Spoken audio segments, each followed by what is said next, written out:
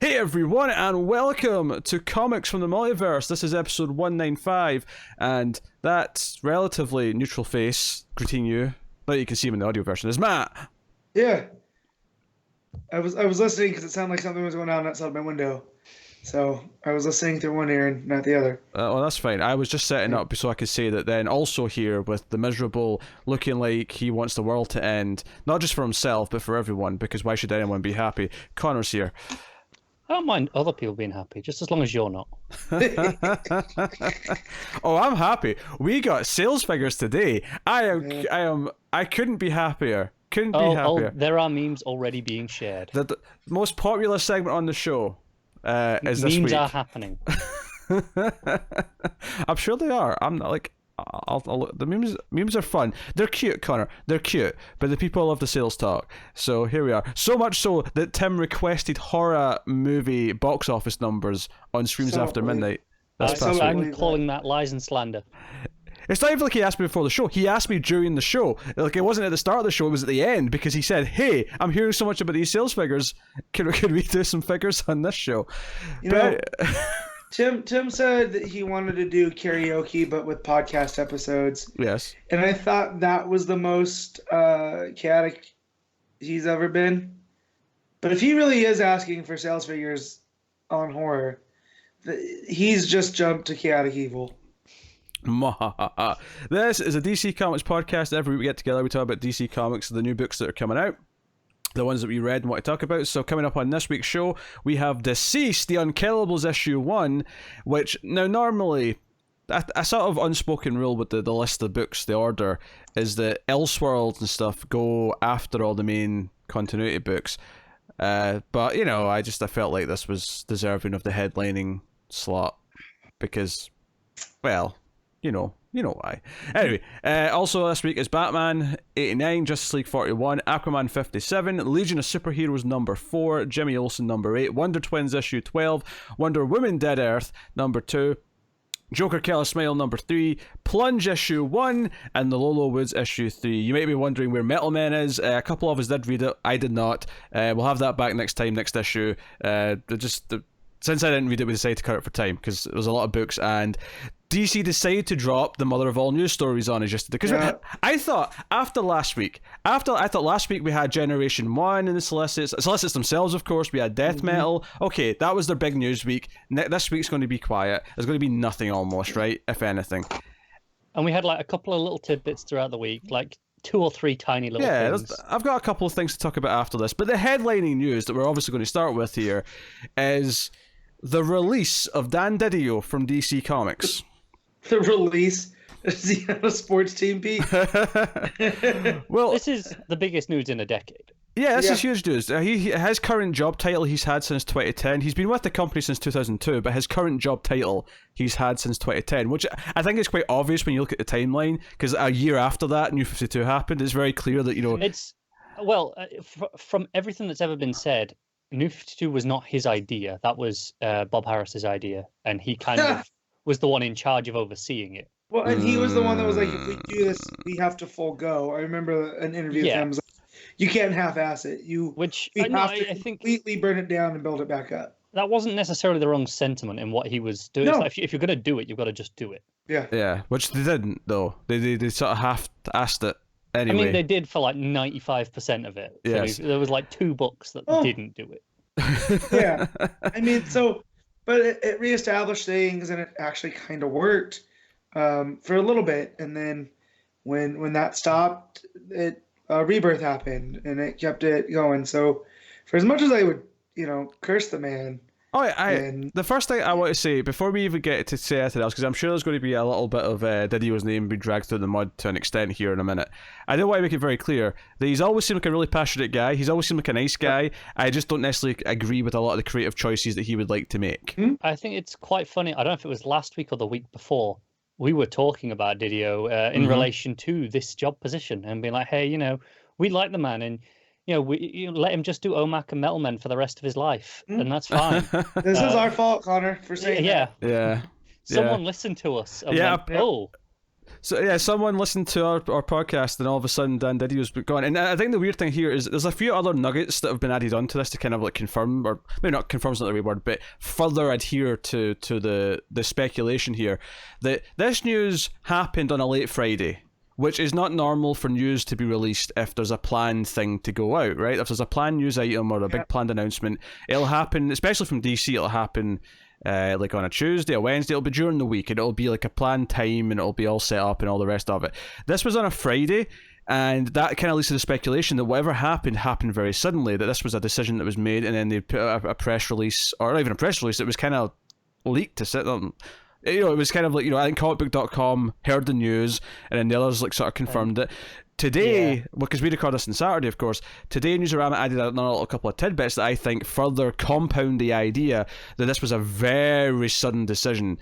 Because if you read the Newsarama article that's up just now, they have confirmed that on his latest Friday morning, DiDio was doing two things still. He was still posting in the retailers only Facebook group, where the retailers all go to talk to, you know, DiDio and other people at DC for stuff. And he was also contacting freelance creators on Friday morning for DC projects. So he was still actively doing his job on Friday morning. And then by Friday afternoon, we heard that he was gone. Which feels like he was just very suddenly and abruptly told that that's it, your job's done, you're gone. There have been some rumors from some websites with maybe connections that say the reasons. And a lot of it, apparently, you know, grain of salt, is down to working environment. Is executives at Warner Bros. Believe that, you know, okay, he wasn't fostering the best working environment. You know, we've had like, you know, 6 or 7 editors leave in the last few months. Okay. And it's things like that which have compounded, apparently. Hey, if that's the reason, and there was like a clear record of like, this is why we're getting rid of him, because we feel like he's failing to do this part of his job, then I can't really argue with that logic as them as bosses, really. Ultimately, you know, it doesn't necessarily feel like a proper vindictive thing. Did it have to happen this suddenly? I don't know. Maybe you could have said, "Hey, you've got a month left. You know, get your affairs in order." That's the thing. Well, no. If he knew, surely he would have been making preparations himself and not still doing his job Friday morning. Well, I'm just thinking maybe he didn't take it seriously, right? He's co-publisher, so he's like, oh, "Okay, whatever." To be fair, that is actually very true to people. Like I know someone got fired like a month ago, and she was told on like the Tuesday, hey, we're going to do an investigation, and she came out and said, be fine, nothing to worry about, and then was fired the Friday. I was shocked, like genuinely shocked. It's like, I don't understand. I didn't see it coming. This is the second of in the last 2 months something like this occurring in my fandoms, because the Golden Knights coach was unceremoniously let go out of nowhere. It looked like it was a joke, like an Onion article headline, you know, because there was zero indication that he was even on the hot seat. And so yesterday when this broke, the only reason I knew about it is because Connor was in our side chat. You know, how come no one's talking about this? Oh no, it was Tim that brought it up. I don't. Was it Tim? It was Tim. In the Facebook group. Oh, okay. So shows you how closely I was paying attention. Yeah. And then I did accuse Pete being a ding dong for not answering quick enough. It'd been like 8 minutes. I'm so sorry that in those 8 minutes I was doing other things. Damn it. but it was surprising to say the least. Like, again, I want to curse at DiDio for a lot of the decisions he made, but he's also, you could argue he saved DC numerous times. I mean, everything. It's a double-edged sword, isn't it? Because, you know, there's the big overarching decisions that we disagree with, but then he has personally ensured a lot of the smaller books existed. Yeah, no, we've seen a lot of that in Twitter the last couple of days. A lot of writers and artists have been speaking out on his behalf and saying how much of a good boss he was, how he championed certain types of books, he gave them opportunities, things like that. And I think on that front, he seems to have been a pretty good boss in that sense. I think where we have our problems with DiDio is some of his just sort of kind of just strict creative stances where he doesn't like certain characters like Dick and Wally, which we all kind of want to thrive and get big. Famously during the New 52, there was no marriages. Yep. So a lot of these characters that were together forever, right? And then as soon as Rebirth kicks in, Superman and Lois are back together, and Ollie and Dinah, and the list goes on and on and on. So that was one that was overturned. But yeah, it's so weird that now we're in a post DiDio. It's kind of one thing that we talk about all those creators praising. A lot of them did acknowledge that they had differences when it came to creative choices. Right, but that's when it came to editorial choices, they had pretty strong differences at times. But that's okay because that was kind of his job. That's part of the framework of where he is, right? Like you're not going to agree with everyone, all right? Are you? Right. Harris is still the editor-in-chief? For now. And Lee is still, now solo publisher. Yeah. Which, I mean, I don't exactly know what a publisher does. I just know they're in charge, right? Like, versus an editor-in-chief. Yeah. Well, a publisher as a company obviously publishes things, but what a publisher as in a person's role does, I can't help you that much, to be honest. Yeah, so I don't know, but if it's I almost imagine Jim Lee just being like a one-man show in the printing office, just running around doing everything on his own. I'm publishing. Yeah, the impression I've always got, because whenever they've done like Meet the Publisher panels, which I believe they were scheduled to do another one soon. C2E2, DiDio was scheduled for it, yeah. Yeah, because they usually do them together, and they have done for quite a few years now. Oh, imagine the questions that Jim Lee, if he's still going to this thing, is going to get now with DiDio leaving. It's going to be a nightmare. But from what I gather, from whenever I've listened to these panels, it's kind of seemed to be that all the editors, like all the group editors, kind of talk to them, and creators can contact them individually. They're like the first point of call, as opposed to Haraska makes the actual business decisions, but a lot of the creative things comes down to Lee and DiDio. So it says here that publishers set the editorial and commercial direction for companies that publish books, newspapers, magazines, and digital content. So they set the tone, and they expect the expectation is that the flowchart goes downwards. Yeah, I do feel a little bit bad for DiDio in the sense that he's always the one that's been given the shit. Like Lee has never been given an ounce of shit over his role in the job, but he has been theoretically just as culpable in terms of the creative direction. Yeah, but to me, they'd always split. When they announced they were co-publishers, it seemed to me that DiDio was the more hands-on guy with the creatives, and that Jim Lee was the kind of the commercial side of it. He dealt with the businessy and like converting it over to digital. Because I remember that was his big thing when Rebirth hit, or day and date digital comics, which at that time seemed like a... You're a generation out there. It was New 52, though. Yeah. Oh, that's what I meant. New 52. Yeah, not really. I don't want to think about New 52 if I don't. I know. It's a hard mat. I know it stings. Yeah. So, but yeah. So, and when you look now that we get our comics as soon as they're there, that was a thing that Lee was pushing for. And I think DC, they were amongst the first, right? Yeah, for day and date. Yeah, day and date they were the first, yeah. And it's kind of amazing that it's not all that long ago that wasn't just the expected standard. Whereas now, anyone who doesn't do that, it's like, what the hell are you playing? Because I want to say Marvel comics don't load. Yeah, I want to say Marvel before New 52 had some day and date books, but not all of them. I think DC were the ones who said no, everything across the board is day and date. And I remember Lee making a big deal that most of the work's done digitally now, anyways. So there's kind of no excuse because it's one less step than putting it out physically. Yeah. So,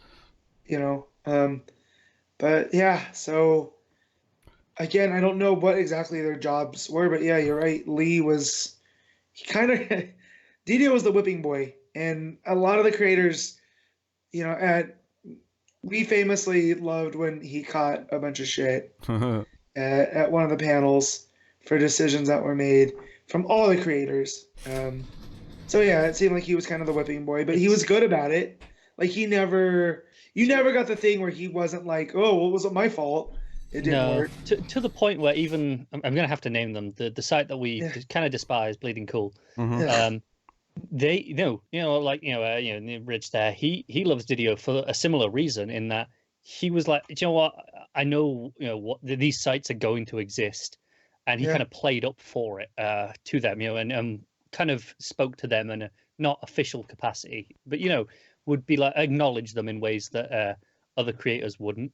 And I get why, in the sense that, hey, if you can't fight this place existing, which realistically you can't, you may as well try and control the narrative at least a little bit.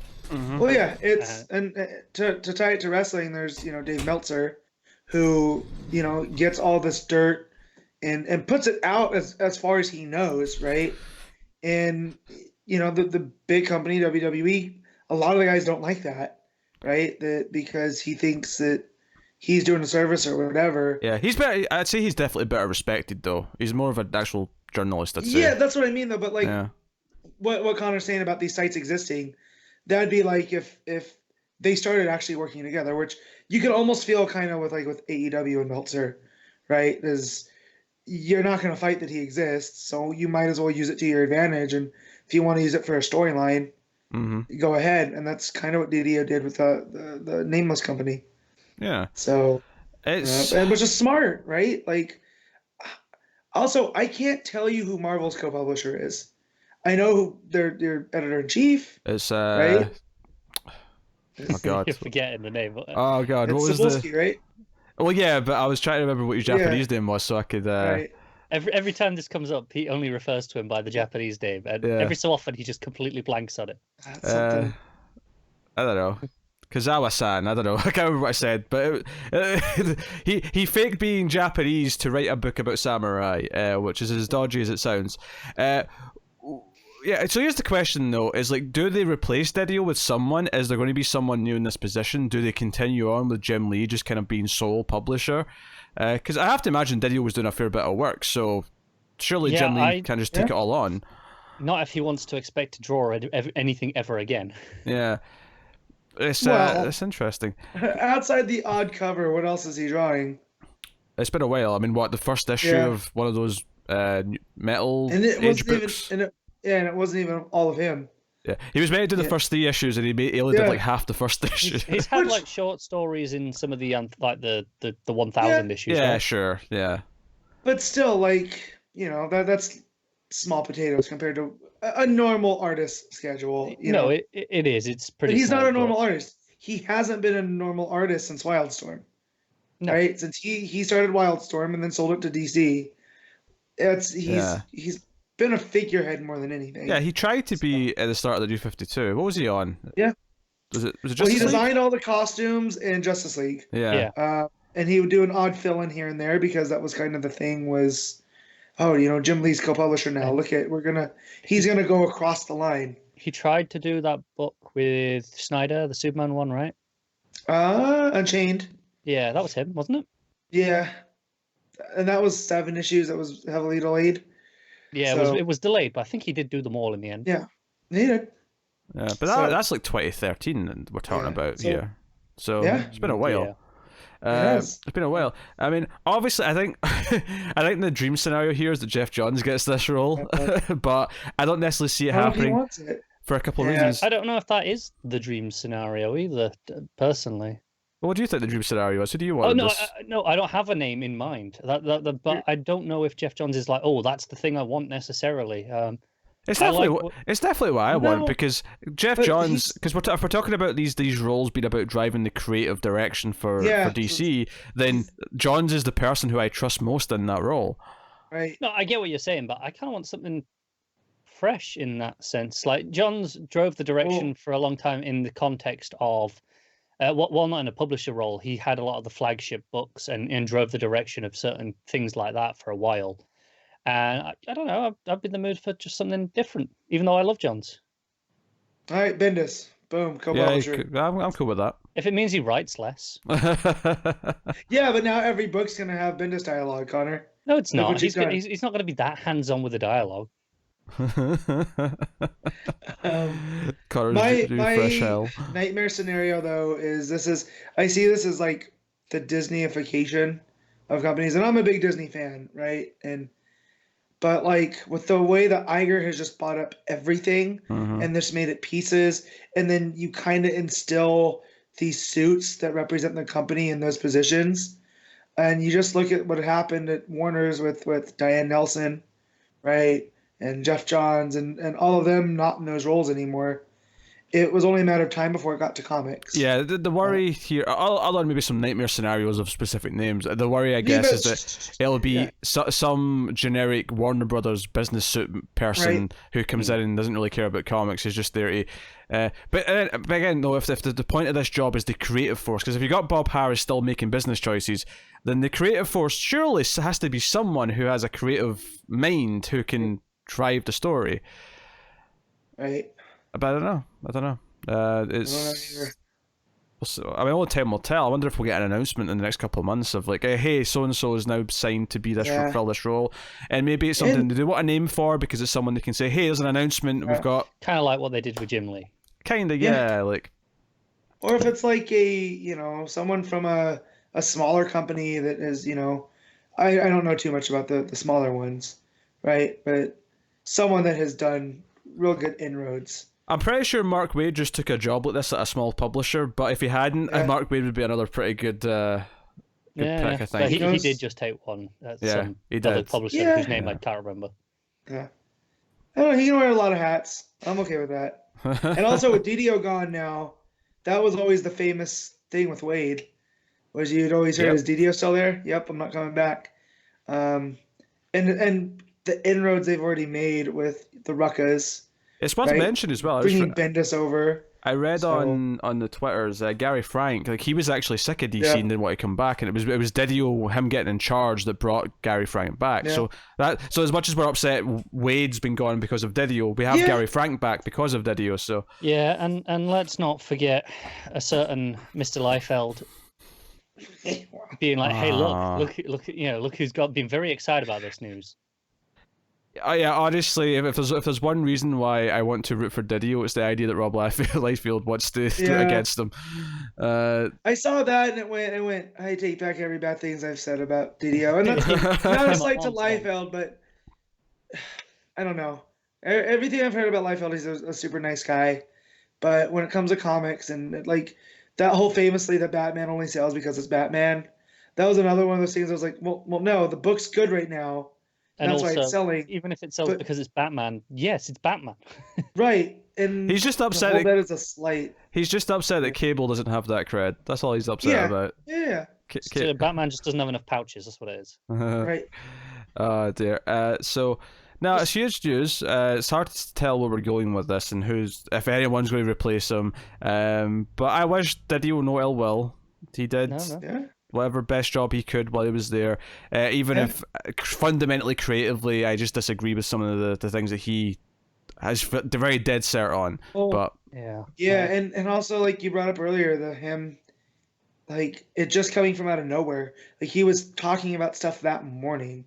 Which actually, I think leads to the other conversation piece here is that, he's behind all this Generation 5 stuff and all this other things.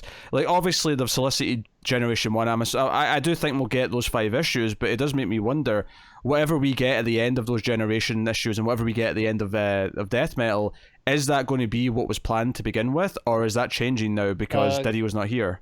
Couple of things. One, again, I think Snyder was mentioning Death Metal, or someone mentioned Death Metal in regards to this stuff. And Snyder's differences with DiDio over that was because he really didn't want to do anything looking at the future in Death Metal. So I don't think we're going to get anything coming out of Death Metal in that context. That's good then. Sure. Well, we knew that before, but I still suspect that the reason why everything happens is still because of the end of Death Metal. It may not be in Death Metal, but if there's some sort of, I honestly don't. Multiverse shaking thing. But then the second thing is, I've seen some speculation that even the Free Comic Book Day issue will be reworked entirely and won't be these 5G things at all. Hold on. We got news on that. That news did come out before this, though. So there's speculation that it'll be reworked again and be something entirely different and not be, scrapping this. Well, let me tell you what the news was then, before this speculation. So Generation Zero was altered a little bit this week. It's adding the subtitle "Gods Among Us" for whatever reason. That was think of Injustice, right? Yeah, just generic nonsense. But that was the Generation Zero subtitle in to solicit. They did mention in that article last week. Yeah. So they're expanding the flash forward epilogue. and eliminating the planned reprint of a classic story. The issue features starting front cover by Master Mantis Manipul, blah blah blah blah. So they're taking out the Wonder Woman story.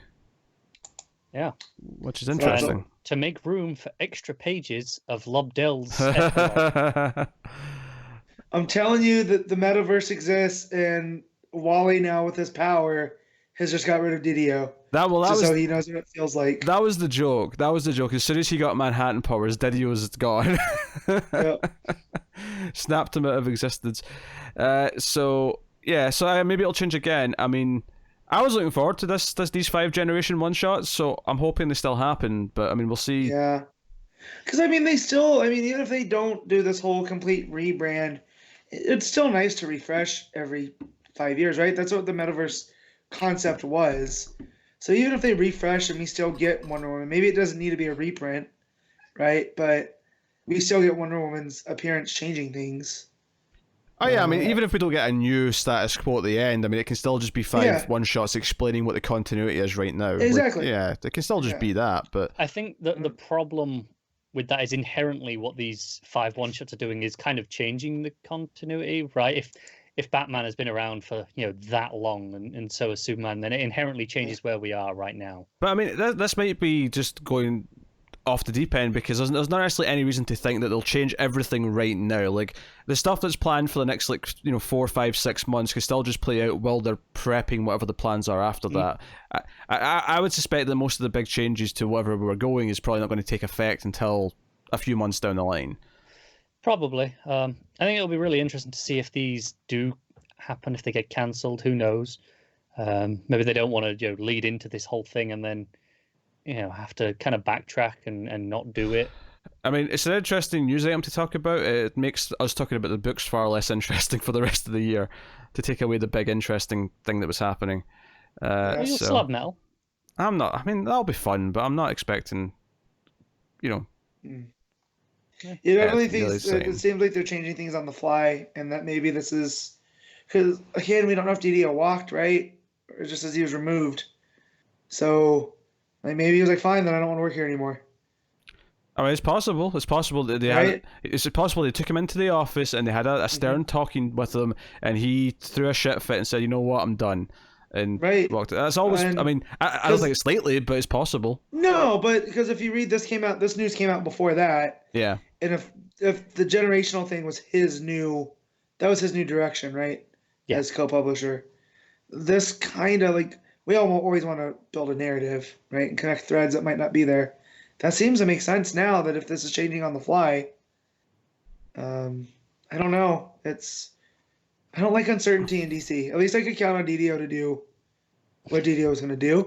Now I have no idea what's going on. I don't like that. We're in this weird flux of time now where we don't know what the direction is, and I feel like there's this kind of excitement because it's well, I mean, we could get someone who cares about some of the things that we do, and we get to this new maybe era that we're going to find very fulfilling. But then there's the danger of we're going to end up with someone worse who's not going to have the same passion, and we're going to end up with an even worse state of DC Comics.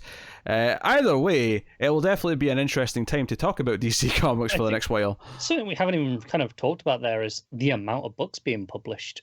That's something that could change drastically.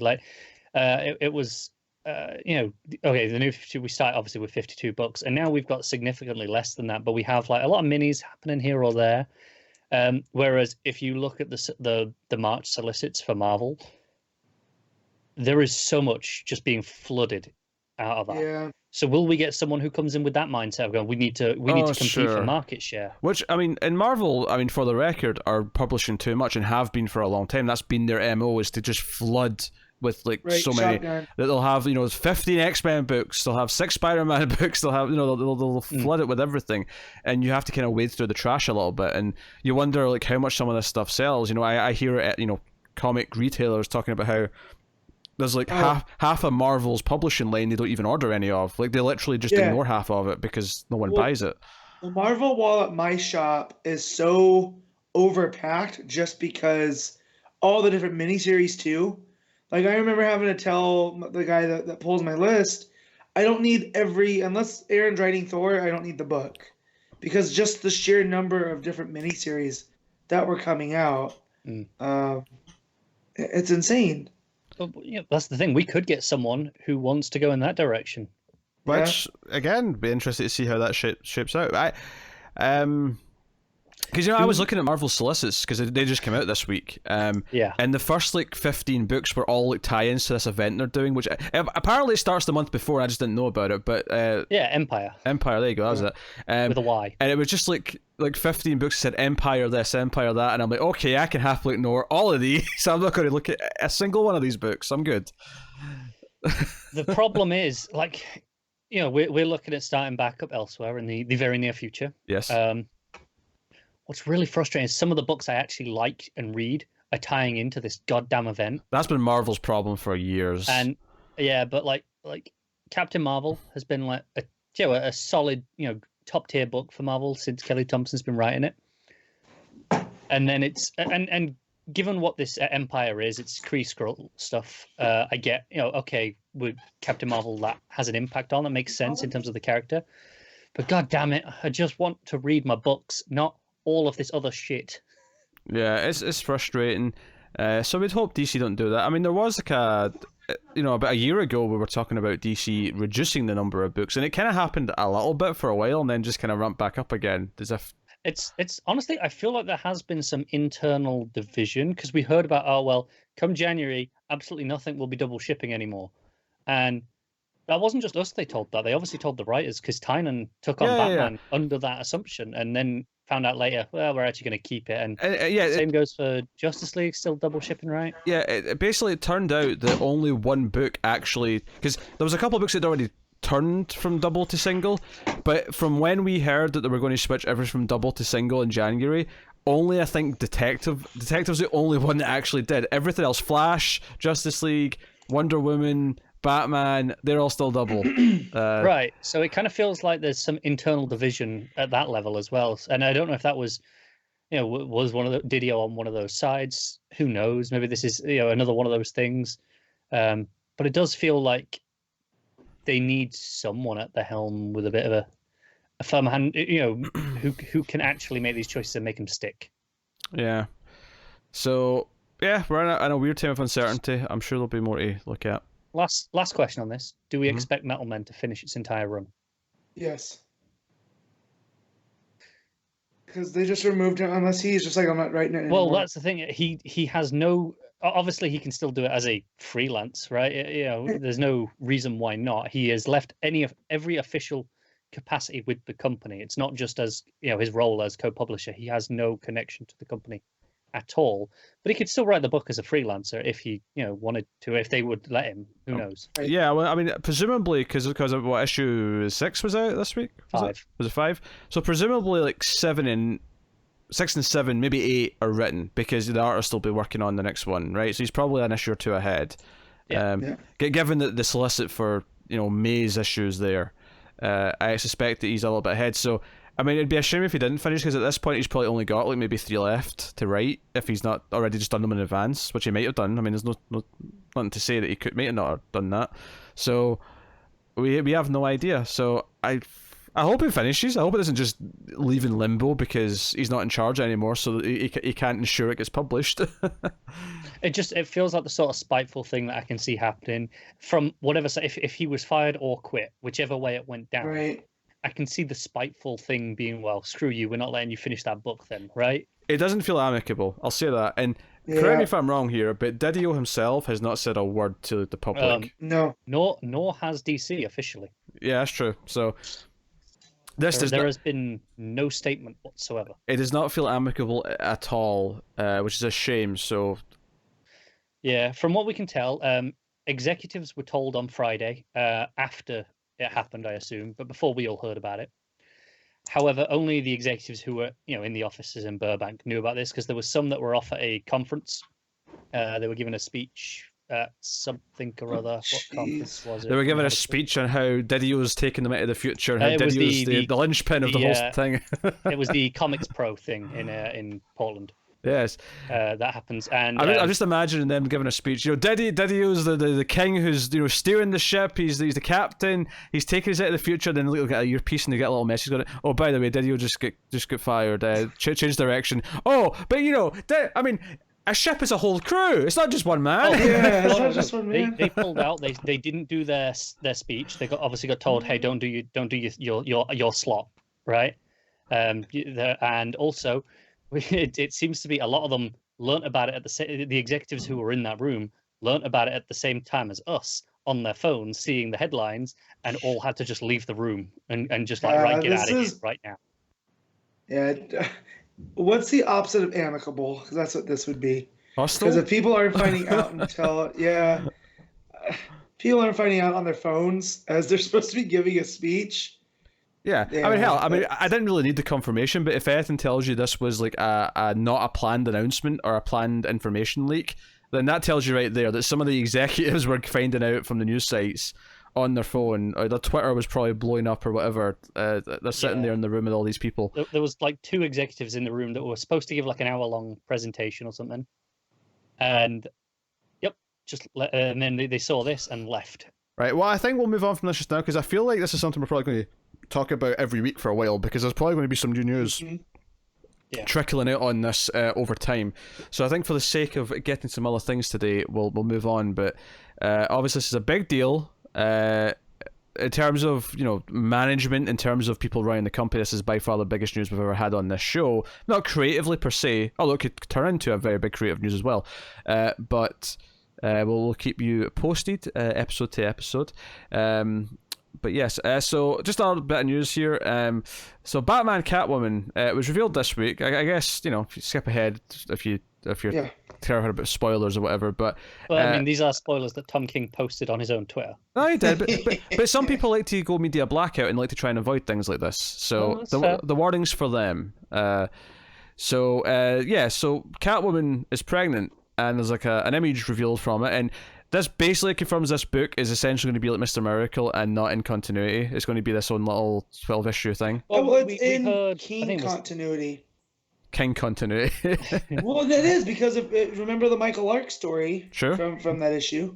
That it was all about his family, and there was characters there that a daughter of Selena. Hey, given how good that issue is, if he's just leaning into that for his last 12 issues, then that's not bad. I mean, we heard last week that it was going to be the life of Bruce and Selena from first meeting to death. So of course this makes sense. It's not going to be traditional continuity. What I will say though, and this is actually a story that's in the Catwoman 80th anniversary special, so Tom King's small story is going to be a lead-in to the 12-issue book, so that's where you're going to see this. What's interesting about this, or I say interesting, stupid about this, is that Catwoman's pregnant in her costume. She's got a big baby bump, and she's still wearing the latex Catwoman outfit. That is just silly comic book nonsense. Well, it's not actually latex, it's just a material that looks very similar, but is actually quite stretchy. Sure. So she's still standing on gargoyles whilst what looks like 8 months pregnant in her outfit. Yeah, Pete, from what I understand, when you're that pregnant, you can't halt your life unless the doctor puts you on bed rest. So she's going to go out. When you work in an office building, not jumping off rooftops. Two things. One, while I agree that she looks quite pregnant there, given how pregnant we learned Mira was in this issue of Aquaman, how pregnant she looked, that was apparently only 5 months. This could only be 5 months pregnant. Also, Zabellian physiology is completely different than human physiology. This is that comparison to bring up with Catwoman. This is a different species. Some species at best. No, it is. No, you're right, Connor. Taxonomically speaking, Atlanteans would be either we're a subspecies of Atlanteans or Atlanteans are a subspecies of us. Yeah, so, It's close enough that I'm assuming the traditional 9 months here. Close enough. I'm glad Carl's not a doctor. We need some blood for this. What is he? He's A. I've got a B. It's close enough. It's only one off. That'll do. I could not even tell you what my blood type is. No, can I? I have no idea what my blood type is. I'm O positive, and I know this because I should donate blood, but being a needle phobe, I do not. So I guess I'm just a big hugging piece of trash. Yeah, I know that Connor will be negative, whatever it is, because he's always negative. But it's just not how it works. No, Connor's IB positive. Your personality is not defined by your blood type. We're not dealing with this bollocks. Connor, no. You are IB positive. IB positive, you're not sticking a needle in my arm. I like how you took what I said seriously. Like I wasn't just cracking a dumb joke. You had to explain it. I resent that implication that there are probably people out there who believe that bullshit, like horoscopes. Horoscopes are right. I don't know what you're talking about. It's always right. Do you know what? See, when I was younger, I always used to mix up astronomy and astrology, and it used to annoy me because one of them is a proper science and the other one is completely stupid. Right. The other one's an art form, like fortune telling, right? Like cold reading and whatnot. Like that's an art. Like you have to be skilled to do it. It doesn't mean that it's correct. You know what I mean? Like not like science where there's empirical evidence that backs it up. You know. But Connor, you should really know your blood type just in case there's an emergency, man. I mean, I'm sure it's on the record somewhere. Okay. Accident at work and whatnot. I'm just saying. Yeah, it's good to know. Look, we have a rigorous health system that has my file and will have all the relevant information they need. Right, so that's the news, unless Connor wants to add on something that I've missed. No, I'm just posting memes. Don't worry about me. That's fine. All right. So now it's time for everyone's favourite segment, the most popular segment on Comics from the Multiverse, is the monthly sales figures. And there's some excitement to be had with this one, actually, because Comic-Con, bless them, they might have started this like a while ago and I just didn't notice, but you know how we've been having that issue where DC's cardstock variants have been like separated because they're counted as a different price, so therefore they don't count as the same numbers. They have added the fused list functionality. So now we can look at this list with those covers added together and give us a true sales figure chart for the month of January 2020. We're all excited. I can just feel it in the air. I'm posting the memes. I don't give a shit what you say. You just jabber on. I'm going to post about memes about how much I'm bored of sales figures. So I will ask the question. What do you guys think was on this Wonder top Woman. 10? Wonder Woman. Yes. I already saw it. It's Wonder Woman is number one. Yeah, Connor's just trying to suck the fun out of this, so I'm just going to I didn't stop. see it on purpose, actually, though. There was a headline. Yeah, but you say it's a ways like I'm just going to ruin this segment, so I'm just going to say Wonder Woman because I know it's Wonder Woman. I've thought about doing that, Connor, for months now, but you're my hero for actually doing it unintentionally. Well, it's fine. Right, so Wonder Woman is number one. That's issue 750. Batman. Shut up! I've got stuff to say about Wonder Woman. Damn it! Right, Wonder Woman 750 is number one with 167,000 copies, which is obviously very good. It's a very healthy selling comic book. Notably, though, it is a far cry from Detective or indeed Action 1000. Action sold the most. Detective was a bit less than that. Wonder Woman was much less. Let's not forget. 1,000's more than 750. I was going to say 750 is only 3/4 of 1,000, so I know. It should only be 3/4 of the figure. Shut up. And it wasn't 3/4 for the record, but anyway. Was it better than 3/4 or worse? Worse. It was worse. I wasn't listening to the It was worse. It was less than half, right? It was less than half. So here's the thing. I feel like there's a lot of factors here as to why Wonder Woman 750 and indeed Flash 750 and these 80th anniversary specials won't do anywhere near as much as Detective in Action. First of all, of course, is that actually hitting issue 1000 is actually a lot more prestigious. Action Comics did more than Detective, despite the fact that Batman almost always outsells Superman, because I think there's some special quality to it being first, right? You know, Action was the first ever superhero comic to hit issue 1000. So I think it's a little bit less than for Detective, but that's still a real issue 1000, so it still did really, really, really, really freaking well. Wonder Woman still did good. It still did better than anything else that month. It still did better than... I mean, has Wonder Woman even ever been number one before? I don't know. No, it actually hasn't. That's why I know this, because the headline was that it was number one for the first time ever. Wow. So there you go. So it still gave them a huge sales bump. It's still doing... And so we'll still see more of them, but it's not as astronomically, close to 500,000 that the last 1000s did. So that's number one, obviously. Number two... was a Marvel number one. I feel like Matt's just like looking at the memes. I just tagged him up. I did. Have I been tagged? I tagged the main account in a few, and then there was one I just tagged Matt in there. All right. What did Marvel as number one? I don't know. Something. No, Marvel number one. Spider X-Man. I'm sure the worst part is I probably read whatever it was. Matt, you're a disappointment to me. I'm disappointed that you didn't get this immediately. It's not Thor. It's Thor. What? God damn, that Donny Cates. That Donny Cates moves comics. Apparently. Thor number two was Thor issue 1 with 158,000 copies. So it actually got really close to Wonder Woman's figure. Only about 9,000 off. So. But hang on. Wonder Woman should have been 749 times higher.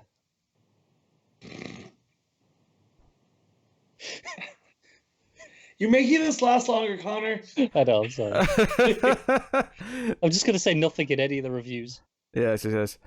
I'm Yeah. just here to post I'm memes just looking now. at these That's it. memes. Yeah, he's missing the week without sales figures, so you know. I know. So there you go. It's fine. Anyway, I'm gonna yell at my wife after this. number. Matt's wife gets all the turmoil from these sales figures. Number 3 is another Marvel number 1. Hold on, what came out? That was a Marvel number 1. Something X-Men-y. No, because all those books are in full go. Full swing. Well, one just started like this past week, so they're not. Which one started this week? Like Wolverine. Oh yeah. This is January though. We're looking Yeah, at. but my point was they could have still been going. Was it the Hawkeye one? Nope. No, not Free Fall. I don't remember any others. Was there a new Spider-Man book? I think so. Don't think so. No. What It season just was started? Star Wars issue 1, Oh yeah. Oh, I yeah. still haven't read that. which I read is it. It's pretty Still good. on which sold 97,000 copies, which is less than a tenth of what the Star Wars issue 1 from the first batch did. Yeah, it's still a But very again- respectable number and the appropriate amount for a Star Wars issue 1. Oh yeah, Yeah, no, but that- I agree because that first issue 1 was how should we say the numbers were cooked. They were cooking the books with that number. Yeah, I was gonna say, like, yes, it sold a lot because it was the first time Marvel was publishing Star Wars in a very long time, but also it was everywhere. Yeah, It was I like think. how everyone had a copy of the '93 X-Men, Yeah, the Jim Lee one. Mm-hmm. Like, you just weren't given that as a child. They're like, here, just take this. they just printed enough to just do yeah. whatever they wanted with it. Yeah. Yeah. I think, to be fair, that one would have always sold more, even without cooking the numbers, would have sold more just Yeah. because of, like I say, it was the first, Marvel Yeah. Star Wars Oh comic. in yeah, however so long. is- Hype was Sharon, there. Cassidy, in that first issue. Like, yeah. I expect it would have sold more, but not the million that it did. Like maybe Yeah, probably 150, 170. yeah, something like that. Anyway, numbers 4 and 5 are X-Men 4 and 5, so those numbers lined up Darling. Well wonderfully. done. 93,000 and 80,000 between them. Interesting, it went down 13,000 for that second issue. I've seen actually a lot of stores say over the past few weeks that the straw's broken. Like that's it. Oh no, I have heard nothing but negative opinions. Like people love Toxin Pox, but everyone who loved that is feeling really lukewarm on Oh. everything that's came after. Oh, I'm Honestly- seeing the opposite. Really? On Twitter Yeah. and stuff, people are really enjoying the Hickman books, not so much the other Wow, ones. that's the thing. I was going to say it's not necessarily Yeah. the quality of the books that people are not enjoying from what I'm seeing. I'm Yeah. seeing more from a retailer side where Yeah. there's just too much. They're being flooded, There's- and Oh, they're sure. just this like past couple of weeks are the ones where people have gone, don't want them anymore. That makes That's that makes sense. That totally makes sense. But I have been seeing people who are just like not in love with what Hickman's doing Yeah. right now, and he tends to play the long game though. So I mean, I'm sure people who like Yes, he Hickman will does. end up liking what he does. and anecdotally, I have a friend that was reading all of them after Hawks and Pox. He's like, "Well, I'm gonna jump on the X-Men," and he's only kept on with I think X-Men and Marauders. So however how many, I think he picked up Wolverine this week. Mm. I'm not if that was the new one. Like, it sucks that I'm not even going to bother trying Wolverine because it's Ben Percy that I have two great And- Wolverine stories from already and- that I love. And Victor Bogdanovich is Yeah. in the art. Yeah, Yeah. I felt there's another artist on it as well that I liked. Very possibly. But I'm Um, forgetting. But I- I'm just like, what's the point? Surely it makes so much sense to just have 4 X-Men books or 2 double shipping books, Yeah. so that it was one per week. So every Wednesday you go to the store, there's your 1 X-Men book, and you can keep up with them all because it's nice and easy because it's one per week. But no, there has to be 15 of the bloody things or whatever Well, it is. do you know what I think is But that's amazing? been common is, since the 90s. Sure. like, Overflooded X books. X-Men and Avengers respectively could be their entire their entire company. Like Mm-hmm. you know how like, oh yeah, here we can have Justice League and you can have all the various character spin-offs and do that, and that's kind of it. Marvel, you could have an entire publishing company just dedicated to X-Men and X-Men books only. Hell, there was and an have 30 books a month. there was easily. an argument that like the movie shouldn't even merge. The X-Men can just be its own universe because there's so many characters anyway that it's too messy. Let's just keep them separate. Because they have enough characters to just fulfill their own universe. To be so fair, that makes that's kind sense. of how Marvel have been treating them anyway. To a point, yeah, but that's not going to stick forever. Now that they've got the rights back, like I mean, if anything, this Hickman stuff is more removed than ever before. for now, I mean, sure, but the point stands. This isn't going to stick. All this Hickman stuff will be, like, I wouldn't say forgotten about, but it's going to be, You say that, but there's a lot of stuff that he did with Avengers and Fantastic Four that is still, still plot points in current books. So he's kind of forcing you that way, or, John's in a completely different way. John's reshaped Green Lantern, and we're still using those concepts. Sure. I'm going to happily avoid anything that Hickman's name's on. Thank you very much. Yeah, as much as I like Hawks and Fox, I just don't want to keep up monthly. And I know it's a long game, but this is such a different X-Men than I'm used to. Mm-hmm. Like a couple weeks ago, someone posted a thing of picture your dream X team together, and it made me revisit some of my favorite X-Men eras of like the mid 2000s, where they're putting out so many books that it didn't matter because there's so many new characters and whatnot. Mm-hmm. And I kind of like that. The fact that Hickman has streamlined it and they're all, able to be reborn, and what does that mean going forward and stuff. Like, it's a cool concept, but I like my X-Men to be superheroes that are, fighting space gods and whatnot. So yeah, that's numbers 4 and 5. Numbers 6 and 7 are Batman issue 86 and 87. And those are 80,000 and 74,000 each now. Not bad, but notably, the numbers haven't bumped back up over 100,000 just because we've removed King and we're on a new run. They've kind of stayed where they were. Because they didn't do it as a new number 1, like I was talking about. Huh? Fine, whatever. But here's the thing, though. I wonder, like, if there'd be a bump if they went back to legacy numbering, though. I wonder if that would get some people to be like, "Oh, legacy numbering, we can continue on from issue." I mean, we can check when we see next issue of Wonder Woman. That's true. Yeah, we can actually see if it does go up. So that's Batman's issues 86 and 87.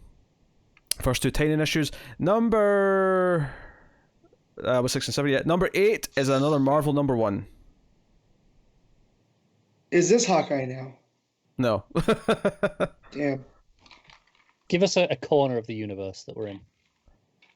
Cosmic. Guardians of the Galaxy. There you go. Nailed it. 66,000 copies that did. Numbers 9 and 10 are Amazing Spider-Man 38 and 37 in that order. 57,000 copies each. So just before I finish, obviously Wonder Woman is double shipping. Did we get 751 in that month, or was it? No, it was on its own. Yeah, okay. It was on its own, I think. I mean, I'll scroll down just in case, but I don't think it was. Control F and check.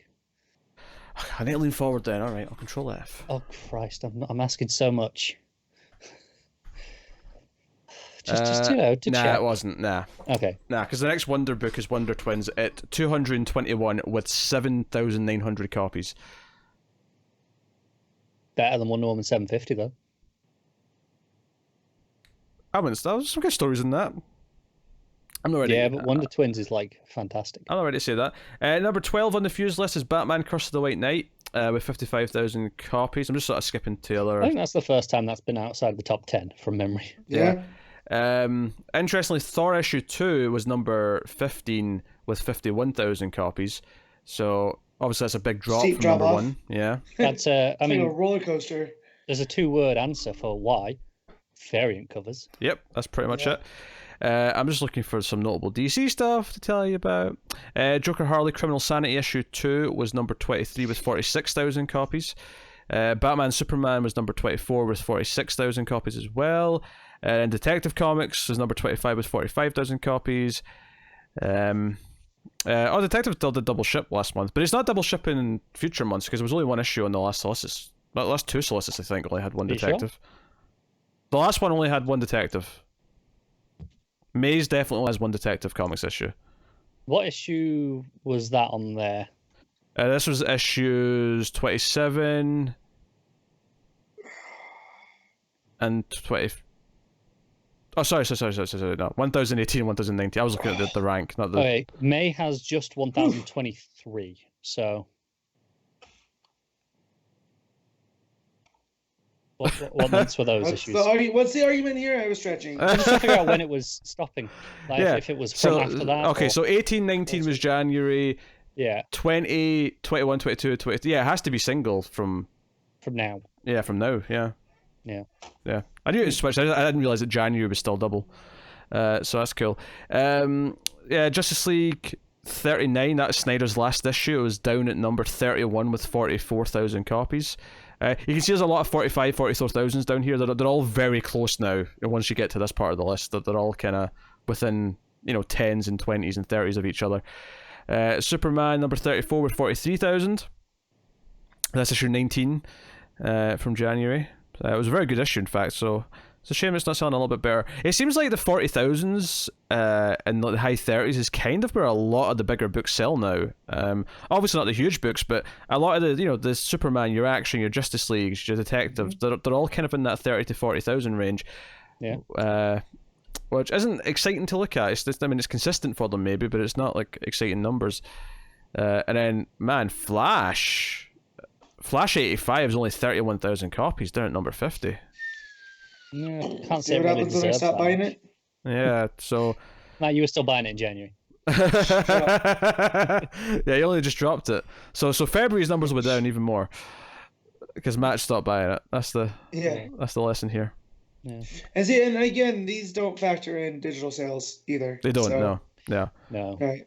Which I was just going to bring up. We talked last week about the cancellation of Supergirl, and there's always the speculation of, okay, is it sales or is there some other reason?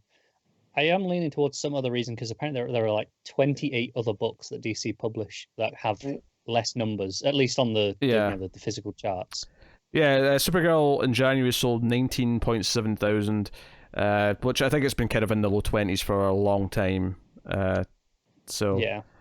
But yeah, there's other books. I mean, Aquaman sold less than that. Aquaman was 113 with 17.7 thousand. I've got a list here: Nightwing, sure, Aquaman, Batman: The Outsiders, thankfully Red Hood, Hawkman.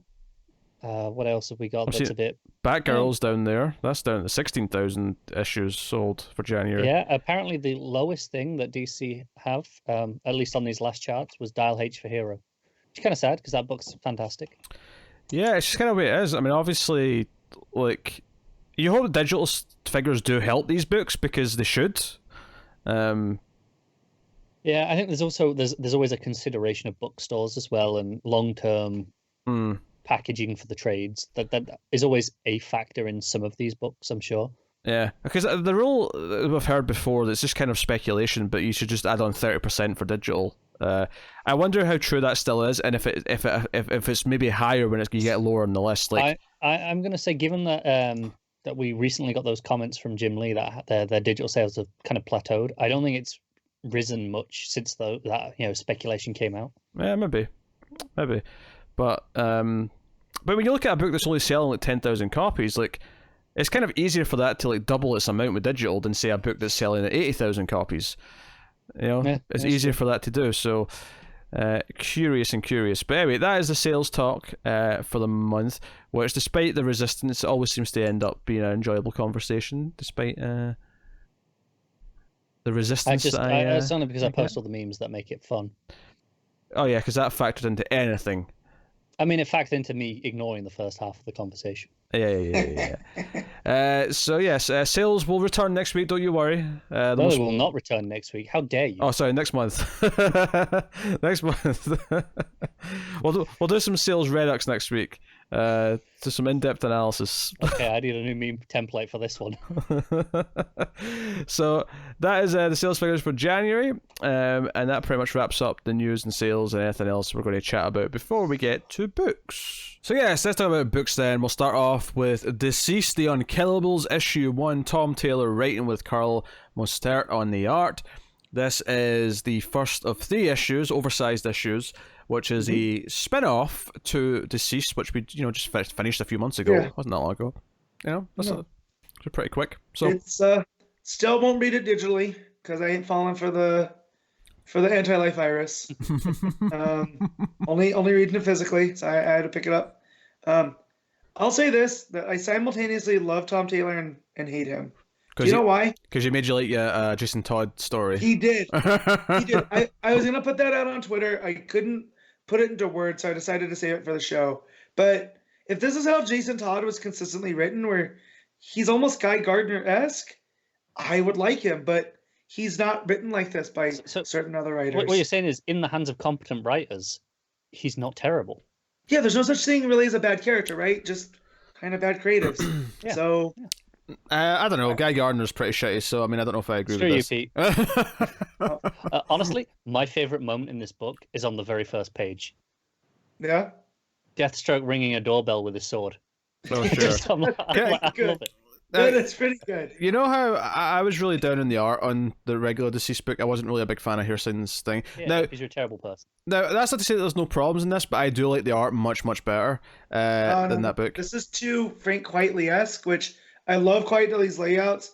I have problems with Quitely's faces, where they all have Now, that don't get me wrong. sameness. There's a couple Around the lips. there's a couple of faces in here that I really there's a face of Jason at one point that looks downright absurd.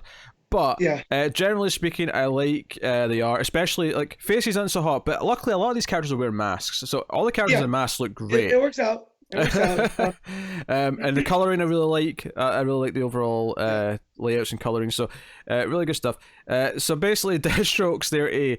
So basically, this is the moment where the virus is, or just after the virus is kind of hit, and Deathstroke's at this house. He's hunting down these like neo-Nazis for killing a church. I think it was people in a church, and basically they're all running from this building that he's here to kill them for, and he kills the ones that are running. And he's like, okay, that's weird. Why are they all running in that direction?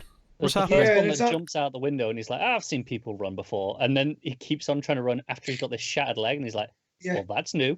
Yeah. Yeah, so he opens the door and it's just a flippin' cannibal corpse cover of zombies. People. Yeah, it's bad. Yeah. So we get a nice little action sequence of Deathstroke just like going through them with his katanas and his guns and whatnot. And I don't feel bad because they're Nazis. Exactly. But then like that comment, the thing he says there, a house full of Nazi effing zombies. Yeah. The worst of the undead combined with the worst of the living. But then he checks his just goes to town. But then he checks his phone to see what's going on, and the anti-life virus gets him. So, but here's the thing: so it goes to black, and then the next page starts off in black, and then we get kind of his vision comes back to him, and we find out that his healing factor actually cures him of the zombie virus. So he was only a zombie for whatever amount of time. A day. Yeah. Yeah, because it says day 2 by this point. Yeah. And he snaps out of it, and he realizes something is amiss. Yeah. So he goes to get Rose, which anytime I can see Rose, it's good. I do need to go finish the priest Deathstroke. Yeah. I've got the last 2 arcs to read. But I feel like I might just do a reread through the whole thing. Yeah, we're not at Rose Night, we go to Jason next, who arrives in the that's right, the Batcave, and finds the dead bodies of Dick, Bruce, and Damien. Tim. Oh, so Tim. Yeah, sorry. Damien survived. Quite right. That was a problem with the art here. Is that looks very much like Damien's. It does look like Damien. I think it's the bit around the hood that looks like it's Damien's collar rather than Tim's hood. I think it's also the height. I feel like he looks too short compared to the other two. Yeah, that too. Yeah. But I do like what he does here, where Ace comes in, of course, which is good. I fear for that dog now. Horror movie rules and whatnot. And he buries the 3 of them. Do you kind of get the feeling that Taylor got an advanced preview of last week's Pennyworth RIP, saw the last page and went, screw you, I'm giving Jason his moment. Yeah, he could. Well, I mean, it's worth mentioning that the painting on the wall also has Cass in it, which is actually a nice bit of foreshadowing, because Cass actually ends up being one of the main characters that gets introduced in a little bit, which is nice. At that point, normally, well, where's Steph then? Like, let's not give Steph for a moment. How dare you? Because this is the interesting thing here, is because at first I thought this book was going to be mainly the villains, that in their story throughout DCeased, but it does actually introduce some other characters who we didn't get to in DCeased, but such as Cass and Jim Gordon and a few others that we get to soon. Because Jim Gordon's scene is rough. Because Red Hood, goes into the Batwing, but he's like, okay, is there any Bat family members in the city? It says like there's 8, and he's like, yeah, but how many have heartbeats? And it's like 2. And it's like, oh, okay, which 2? Who's alive? And that's what leads him to Cass, which is really cool. So he drives off. Poor Bullock, yeah. Well, we go to Rose first. Rose gets out of her apartment. Because she can't leave, though, because she keeps getting, that her power of premonitions keeps ending up terribly. So she does get out. He steals a helicopter, Deathstroke, Yeah. to get her. It crashes, and then we get to the really interesting aspect of this, and this is why I love Tom Taylor. Yeah, Zombie Man Bat. Well, no, not just that, because Zombie Man Bat crashes the copter. I like how they got Rose out of it by just, okay, well, if your powers are saying don't go through the door, come out the window. We'll just go around it.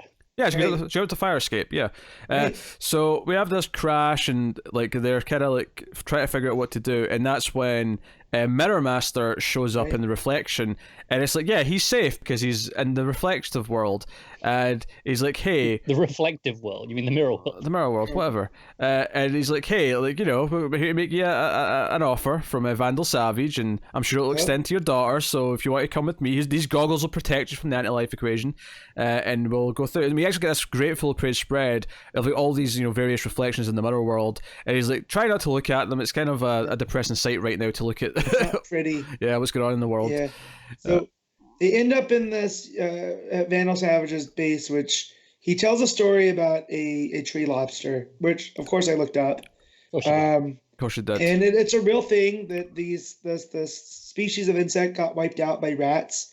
This is a island chain off of Australia, except in I think the 1940s, in this very isolated island, they found very few of them, and they're now there's a conscious effort to keep that. This might have led to my most hilarious sequence of panels in the book, because it introduces that they've got a team of villains here already. We've got Solemn Grundy, Creeper, Cheetah, Captain Cold, Shiva, Bane, and Deadshot. And yeah, they all have a little description as well, which is what the dead thing was that Matt was bringing up. And Creeper basically says, we're tree lobsters. We're going to be the tree lobsters. We're going to survive in secret until this apocalypse passes by.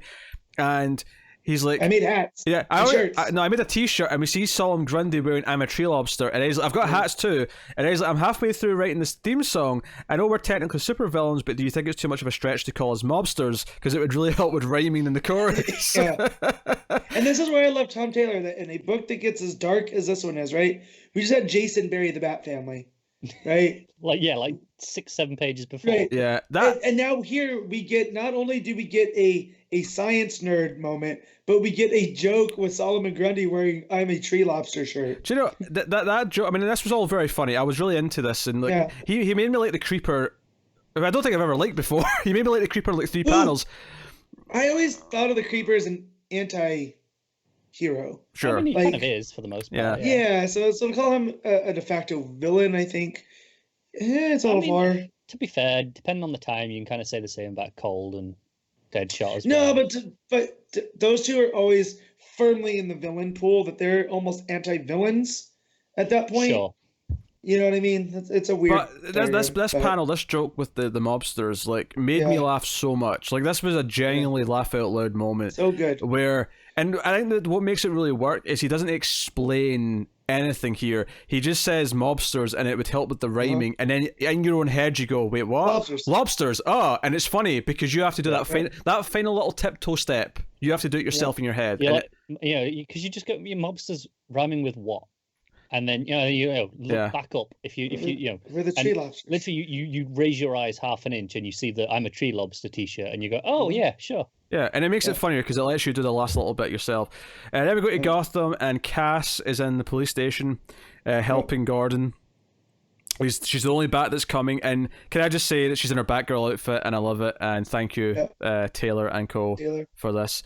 In fact, I'm going to play his button. He gets his soundbite here. Do it. Tom Taylor. Thank you, Taylor. So, patron saint of Mild Fuzz. Yep.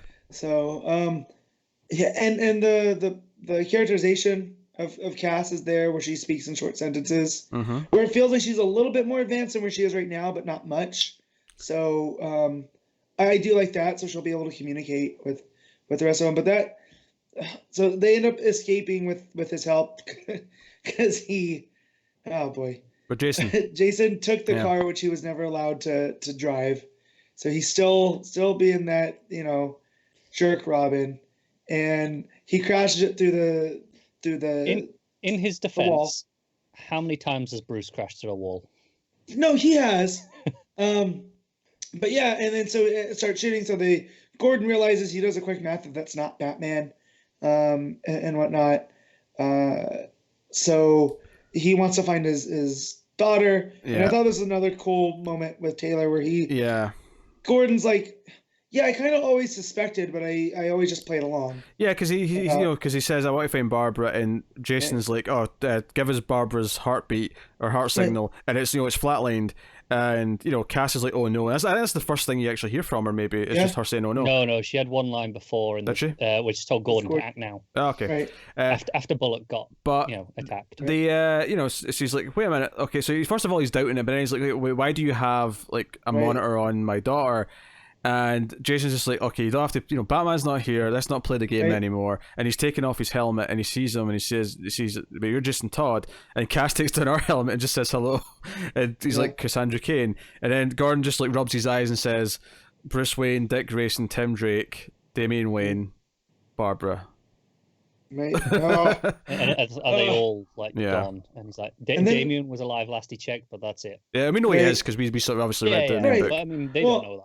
And we knew about Babs because of the Poison Ivy scene, which I like how this intersects with that, is that when they find Barbara's body, she's all tied up by the ivy vines. Yeah, because Gordon's not willing to just accept it. He has to see it. He has to know for sure. Right.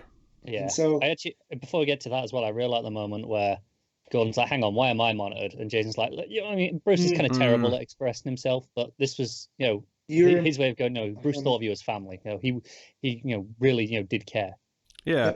And that answers what the two heartbeats were. Gordon was the second one. Yeah. So really, really cool.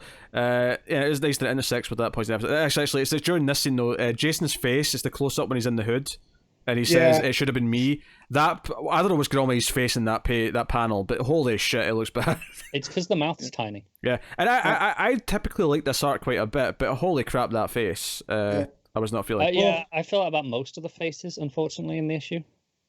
Yeah, I'm not feeling that, but that's one face I did have a problem with. Yeah, it's the art's serviceable. It's fine. I didn't mind the hair sign art for the most part in the original mini.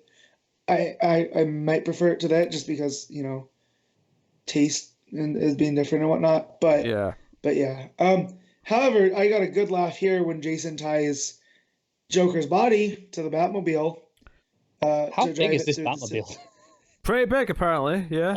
I didn't get that sense of scale until here, where I mean, sure, it's bigger than a regular car by a bit, but I assume that when it crashed through the wall, whatever. But up until you've got a body strung on the front of it, I didn't quite get the sense of scale. That's a great thing. They get to Bloodhaven and they end up like tracking people to there's people in this building where the school buses are. Eventually, we find out it's orphans, of course. Yeah. But when they get in and realize it's orphans, Gordon just kind of like goes to Jason. Hey, maybe do you want to remove the corpse of the psychotic clown from the hood of the car? Since his kids are around now.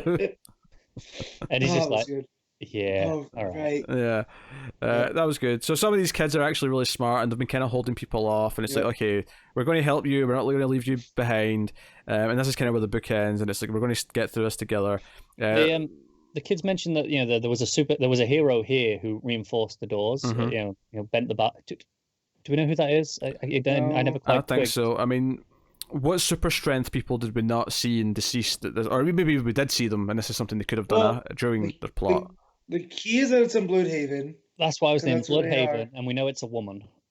Right. It's a blockbuster? Wasn't there a lady blockbuster? There was a lady blockbuster at one point, wasn't there? Yeah, I'm forgetting this is kind of just like whatever continuity he wants to take from. Yeah. So yeah.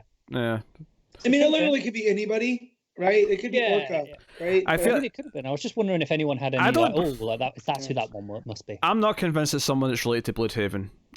I feel like it might just be someone who I've not seen yet that they're going to do a big reveal for later. Because if it was someone that we knew, they would just say, "Oh, it was Wonder Woman." Oh, it was, insert other strong. Because when they reinforce the door, there's like a beam tied around the handles of the door, keeping the zombies at bay. So someone had super strength. Yeah, I was thinking maybe there was someone in that League of Villains group with Savage that maybe they thought she was a hero, but it wasn't. But I mean. No one there has this. It's Cheetah, but they'd have mentioned that she looked like Cheetah, right? And Shiva, I don't think, as strong as she is a fighter, I don't think she has the strength to just bend bars like that. No. So, but it could be something up the sleeve, of Taylor. So, But no, really, really fun issue. I hate that he made me like Jason Todd, which then now he's only the second writer to make me like Jason Todd after Judd Winnick. Because I didn't hate when Winnick brought him back and Under the Cowl. And stuff I don't. Like yeah, Under the Cowl, Last Days or New Days, whatever it was, which was it explained him coming back. I don't And it was all particularly. Roz thing. I wouldn't particularly say that I like Jason Todd in this issue, but he does not detract from anything because he's not written to be annoying. Right. And I like this issue quite a bit because it felt like he was doing like using Mirror Master in the Mirror World to explain how some other villains are surviving because they're using these tricks, explaining how some of these other characters and what they're up to. It's like it's like he finished writing DCeased, right? However many months ago he wrote the final issue and went, "Hey, what about all these other characters that I didn't talk about? What could they be up to during this time?" And then that's what this mini is. It's just like, oh, that's what these characters are all doing. Also, we skipped over Vandal Savage basically saying he's like, yeah, I'm 50,000 years old. I've seen all this shit before. Yeah, we're gonna survive. It's just how hard. How many of us in this room are gonna? What are you willing to do? Yeah. Basically, so which I liked, and but it makes me wonder. Like we saw Flash succumb to it. We've seen Superman. Like, what's Cheetah gonna do? Like, is it because she's powered by? I don't think she was inherently immune to it. I think it's just because she's cheated, she wasn't looking at a lot of screens. Yeah. Right. That could be it too. She's hanging out. Like Shiva, I get. She's hanging out in the jungle. There's no Wi-Fi. Yeah. She's not seeing it. Yeah. I think this is a really fun, playful thing where Taylor's basically just said, "What else can I do with this concept with other DC properties?" And he's just going through a bunch of ones, and they're all fun to read, and it just feels so creative the way he's going through it. So, I'm not surprised. This read so fast. Oh, it did. I'm not surprised, and it's like a double-sized issue as well. It's just not short. Oh, I got to the end of this and went, "Wait, am I done already?" Like genuinely, I was like, I thought I'd only read like one issue's worth, let alone two. With all the darkness that they've been doing with the Dark Multiverse, there's still an ounce of hope in this. Yeah. Right. And not just because we know from DCeased how that ended, but even with the way this is written here. Like there might be an ending that works out for these characters, where the Dark Multiverse doesn't have that, and I think that's refreshing, especially right now when I know I'm tired of Batman Who Laughs and that whole thing. So to see a dark place, but there's still hope, that's really a skill, and I think Taylor's nailed it. Yeah, and I think we're all sick of Batman Who Laughs. So yeah, we'll kind of put up with him for the rest of Hell Arisen and Death Metal. Like Death Metal makes sense, and Hell Arisen's like, sure, it's already going on. And Snyder has said though that after Death Metal, he probably won't be seeing Batman House now. He said probably, which is always the key word. Well, yeah, plans can change. Right. So, but he understands people are getting fatigued, I think, with it, as with anything. So yeah, well, I was fatigued at least 6 months ago, if not earlier. Sure, than that, well, so. But I'm willing to just. You didn't suffer through the mini, Pete. Because I was already fatigued, and I was like, nah, I'm good. Yeah, I'm good. So, DCeased Unkillables #1 is unsurprisingly great. So, Matt, what are you giving it? I'm giving this a solid 8.5. Connor? Yeah, I'm going to go with the 9 just because it was particularly funny amongst all the great other bits. Yeah, I'm going to go with a 9 as well. I think Taylor's he's got a way of just making everything fun to read, and I feel like, give him some good big ongoing books, please. He's got Suicide Squad. Give him another one, right? Give another one. Give him some big juicy exclusive contract. I don't care what you have to do. Just get it always on board. Impresses me how dialogue light his stuff can be. Like there are entire pages in this with maybe like 2 or 3 lines between them, and which is why it feels so quick to read. But like every line feels impactful and or funny or something. I think he's a skilled writer in that. So like Snyder loves to pack the page like Bendis does. Yeah. Whereas Taylor gets the quippiness, right? And I don't know, maybe because he works on cartoons too. Like there's just something there that it's easily digestible, so it makes it like a quick read or whatever. There's something because every book of his like this, or that I've read, is like this. There's something to be said for each word feeling more important because there's less words overall. When you go through a few panels and there's no dialogue to one speech bubble that's just got one quick sentence. That one quick sentence really hits. It's like, okay, this feels important, what she just said, or what he just said, because Yeah, of what I we're doing honestly next. think that page with the creeper is the most dialogue in one go in the book, and that's just like this one long joke, Well, and it's and- just funnier and funnier as it goes Well, on. and he's got word vomit. Like you could tell, like if this was a movie, he's just completely taken over the scene. Oh yeah, this and, is the Beast Boy type of Yeah, dialogue. yeah. Yeah. Oh my God, Tom Taylor, Teen Titans, give it to me. Hook it into my veins. I need him writing Starfire because I need to read Starfire again. Oh, if This- only. Yeah. All right, so that's DCeased Unkillables number 1. We'll move on. So Batman 89. No, not to be confused with the Tim Burton movie. This is written by James Tynion IV with art, thankfully, but not by Gilliam March, although it does the little 2-page backup at the end. That's fine, whatever. I'll accept that. But Carlo Pagulayan on the main art. He was the guy who was on the Deathstroke book with Priest for a long time. Yep. This is just continuing the story. You know, we've got the fake Joker in the grave, which Harley points out it's not really him, and Catwoman was pretty sure of it, you know. Yeah. I love Just how like she's the rest of us. Yeah. Oh, that poor guy. He really fell in with the wrong crowd, and I didn't do anything to help him, but I feel bad for him. Like, I love that version of Harley, which I don't like that Cedric has made me kind of a Harley fan, because now I'm more open to it, and it's driving me nuts. So, and I like Tynion's Harley here. Now, I have heard the critique with Harley just in general for the last few years, and it kind of it came to my mind as I was reading this, because we're still kind of doing it. Is how there's really only one Harley story that they've really been doing for a long time, and that's that she's over the Joker and she's trying to be her own person, and it's kind of just been that for a while. Right, everything's kind of boiled down to that. Well, because I mean that she was created on the show to have a female antagonist, right? So that's modeled after Joker. I don't really think that's a fair critique. No, because that's not what the Connor and Palmiotti is about, right? No, I mean it initially, starts, like, the first handful of issues, sure, is that sets up why she's off on her own, living in New Jersey or wherever it was. right? But then it became these are her adventures living there, and that's what it was Hey, about. I've not read most of this stuff, so I can't necessarily say how accurate that is. No, but I get it, because what hits the public consciousness is, not everybody is going to read the Connor and Palmiotti, but more people are probably going to read Batman, where now they're seeing this, but then you look at White Knight, and that's not that, No, but I mean, even her... that Harley and Ivy mini we just had isn't about her getting away from the Joker in any sense. It's just about her trying to be a good guy. Yeah, it's about her trying to be better, sure. Which, I mean, yes, is a post-Joker reaction, but not in directly caused by that. And it's more, her more trying about... to be a good friend to and bring Ivy back to who she was. Right.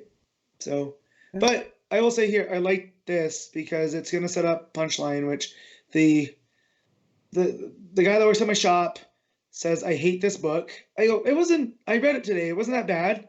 And he's like, no, it was I kid you not, line of 10 people showing up to buy this issue today because of Punchline. Oh yeah. My shop was sold out of this on Sunday. Yeah. Before they came out, they were like, we're good. We're stopping anyone else. We haven't got any issues left. Obviously, anyone who had it on their pull, any regulars, they kept got it. Yeah. So, but he was annoyed because Punchline is in it for half a panel, if that. Two half panels. Okay, and that wasn't my original point. I just threw that in there as a side jaunt. But I do like that Tynion is setting up the difference between Harley and Punchline now. Yeah, Punchline seems more like an operative, where she's like out doing stuff and she's been all covert about it. Like, it doesn't feel like Harley at all. It feels I think I get where Matt's coming from though. In setting up, okay, this is what Harley was, and reminding us, okay, this is her past with the Joker, and she was kind of what Punchline is now, so that when we see Punchline properly, the difference will be really clear. Yep. Oh yeah, sure. No, it's fine. I wasn't complaining that we're kind of still doing Harley getting over the Joker or moving on from the Joker stuff in this particular context. But now that it's in my mind, it's something that I'm going to be actively thinking about every time she shows up now. Like, are we still doing that with her? Is she doing something else? Is she doing something different? It is a fair thing, but I also think that you're fully in control of that narrative, right? Like, you could not think about that, Pete. It's like meditation. No, I don't think that's a fair thing. If it's something I'm feeling because that's what they keep doing, which I'm not yet, admittedly. I'm saying that I've seen this observation and it stuck out to me when I was reading this issue. I'm not saying that I'll necessarily feel that myself, But if it's something that does stick out to me, I can't just ignore it. It'll be something that bothers me because I'll feel it's a lack of creative, ideas. I'm not there yet, but it's something that I will say could be though a that I thing. do like that the vibe of the villain story in this, of they all got together and had this job, and now someone's coming back to clear them all out, is such a pulp detective story Oh, sure. thing, right? I really like the opening. It's just that the doctors in the hospital just kind of complaining that Gotham's kind of a shithole and how scary it is, and you know, Bruce Wayne's trying to rebuild half the city. One guy's against it, the other woman's not, or just kind of for it. Yeah. And Penguin comes stumbling in, bleeding from his stab wounds, and sort of threatens the doctor to make sure he's healed. Pay him $100,000 if he keeps him alive through the night, and call this number. I thought this issue, maybe it's because the art's much better, because it is. That's what first and foremost. This issue was a joy to read, because I wasn't sure. Like, again, I feel sometimes we beat up on March too much because it's just not our thing. And then you get to that last page and you go, "Oh, that's why." Thank you, because then seeing it up against Pagulayan, if I'm even saying it right, I gotta look at it when I say Pagulayan? Pagulayan. And then compared to March, and you're like, no, this is a steep drop off. Well, what I was trying to say though is that this issue kind of starts off with such a great momentum, because you have this scene in the hospital which starts off calm for a page, then Penguin comes rambling in, and we're kind of reminded of where we were in the story last issue. Mm-hmm. And then we immediately go to a motorbike, sort of, not even a chase, like Batman's like attached to the motorbike with a grapple gun and is skidding along the ground, and it's that's over the top action scene, and it sort of gives you a sense of just how much chaos is going on in the city during this one night. And Batman's like, this isn't working, this guy, whoever's behind all these assassins is ahead of us, and this is supposed to distract us. So he takes down Gunsmith, and we get a little bit of backstory as to why this guy's called Gunsmith. I like that. And I love the shot at his type of characters. He never actually served in the military, but he loves to, project like he did. And that he was able to piece together a gun. Like, he's still good at what he does, but he's not exactly. He's not trained in the way he pretends to. No. Yeah. And then the tooth guy, his story, that is the stuff of nightmares. Mr. Teeth. Mr. Teeth. I was trying to remember what his original nickname was, where they were finding bodies with the teeth removed and sewn into the stomach. Yeah, they called him the Tooth Eater. Tooth Eater, yeah. The Tooth Eater. Ugh. Yeah. Gross. So yeah, that's another one that we get to later. We have some of Harley and Catwoman sort of catching up after fighting. I do like the panel where Harley blocks an arrow that's about to hit Catwoman's head. She puts the handle of her mallet right in front, and it's Merlin and Shiva. Do you know what? This was actually kind of a funny moment. I laughed out loud at Shiva yelling at Merlin for monologuing. It's like, come on, just kill him already! Like, right. Which that reminded me of sounds almost like one of your complaints on Arrow, where there was always the monologue. Oh, yeah. Right. So like Tynion was very much making fun of that. Yeah. But it felt true to Shiva, just to be really impatient and just like, come on, just get this done with. Shiva's another one that I like when they kind of play up her more heroic side. Like we're getting a Batman the Outsiders, right? Where not heroic, but she does have a conscience. She's one of the greatest killers in the it's DC universe. Kind of similar to Deathstroke in that if you pay him to do a job for the good guys, he'll have no qualms in doing that. Right. And so I like that with Shiva's like, we're just doing a job. You're making it more difficult with your showboating. Yeah. Yeah, no, it was good. I will say, it didn't click to me that this person at the bottom was Punchline until the end of the issue, when we get like another call, or the call with. I was like, who's this with the binoculars? What's going on? Because it's very intentionally very kind of unrevealing. It's just you see like a bit of a head and just a hand and all the rest of it. And I've not studied like Punchline's like designs that have come out to know that this is her. Man, people have already gotten Punchline tattoos. What? Based off of promo art. Yeah. That's a bit much. Like I've seen cosplay has been done already, and like sure, go for it. Why not? It's because but tattoos are pretty. That as a design. Yeah, tattoos are pretty. However, it was on Reddit and it could have been faked. So let me caveat that. Yeah, it could have been fake. But it was made to look like someone got a Punchline tattoo. The character might suck. Promo art. I don't think she will, but the character might be terrible. That's always a possibility. It's like when a new Star Wars movie's coming out and people will buy all the new droid toys and stuff, and I'm like, but what if this ends up being like another prequel? Like, what have you done with yourself? Stop it. Again, here's Pete's anti-Star Wars bias again, because that character might suck, but the droids might rule. Like Yeah. K2 is easily the best part of that movie. Yeah, the fact that Of they Rogue didn't One. like K2 is just Yeah. despicable. No. And also, what came out of the prequels is that we got new Clone Wars dropped, this week. Yeah, So, I'm clearing time out. So once I I haven't watched start, yet. Because I know it's the Bad Batch stuff, and it's on those. I Which watched the I've Unfinished seen. Arcs years ago. yeah, Yeah. yeah. But I'm excited So to see good, them all though. done properly, And right? I wanted Jason Aaron. I told him when I met him, like Scar Squadron, I would love if you did Bad Batch. And he was kind of familiar with Bad Batch. He goes, yeah, something's in the work for that. I go, well, I figured because I saw the unproduced, Yeah. But, So man, to yeah, finally they're see great. Bad All right, Batch I'm is capping good. this right now. All right, capping this right now. That's your fault for trying to slander Star Wars, my friend. Yeah, you do that. We're gonna bring up something positive. Yep. Star Wars is shite. Now moving on. Mr. Tooth with his pliers. Yep. But proper horror movie stuff here. I think Tynion's definitely going for it. Yep.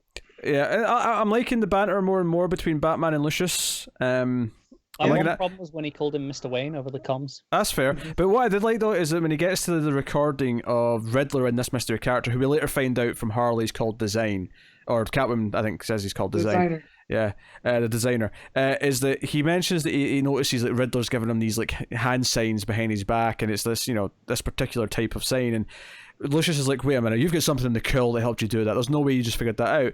And I kind of like the imagery that's conjured here when Batman says that, when he was patrolling before, Alfred would like sort of like kind of like teach him this stuff and like help him practice. Just when he's out, he's out in the rooftop. When he was on stakeout. Yeah, he's waiting for Yeah. things to happen. He will sit with Alfred over the I love the idea of like Alfred like almost like giving him like a practice test for like an exam. Like over the comms. Yeah. He is his mentor, like for all intents and purposes. Batman only exists because of Alfred. Yeah. So we have the bat spawn, the drones that get sent out, which Deathstroke's not impressed with. We end the issue with well, not apart from the last two pages. I'll get to that in a minute. But Harley and Ivy show up with Cheshire and what do you call him? Merlin knocked out. And they're like, okay, we need to talk. Catwoman's like, yeah, we need to talk about the designer and something we already did. So her final word is, I'm sorry, because she knows what she's about to tell him is going to break his heart. Harley is just kind of being the third wheel, and she's like, yeah, there's a whole Joker thing coming, by the way, that's separate to all this stuff that's going on. Yeah. So that's the thing. Final page is just the Gillen March page where Punchline's on the phone to Joker saying, hey, they saw the grave, but there's something else distracting them all right now. They're not paying attention to you. And he's like, oh, that's fine. There's a few other things to do still. But notably on his board behind Joker... It's not that there's other things to do, it's there are a few other people he needs to talk to first, which I think know, is relevant. I was just paraphrasing. I know, but I think that's relevant given what the board is. All right. So, yeah, on the board, though, he has...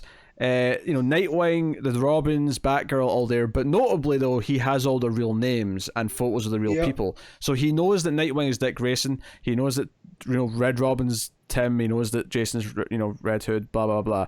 He knows who all these people are. So if we're speculating if he knows definitively that Bruce Wayne is Batman, I feel like he probably does now with this information. I feel like if you've got all that information already, it's kind of impossible not to know. Well, it also, don't forget, Tynion came from Snyder, right? Like, that's his mentor. And that was the main story of the death in the death of the family, was that Joker knew but didn't care. So now what happens when he does care? That was actually also a thing as well in the final arc of Snyder's stuff. When Bruce had no memories, and it was about this, that it didn't matter who he was, and the same for Joker there. Yeah, I will say I don't know how much I like Joker using this stuff, because I do like the idea that he just doesn't care. Like, it doesn't matter who he is under the mask, because I think it's interesting though, in coming in the wake of Superman unmasking himself. He's like, it's more he wants to one up Superman, right? If he's inspired by Superman revealing who he is, then I'll give it points for letting that stuff sort of. We already had that. That was in the very first epilogue stuff we got. Right. Was in the one that was, I think, in Batman 85. That was a henchman looking at the news and being like, hey, look, this is just happening, and Joker was like, oh, okay then. Yeah. Okay, yeah. Fair.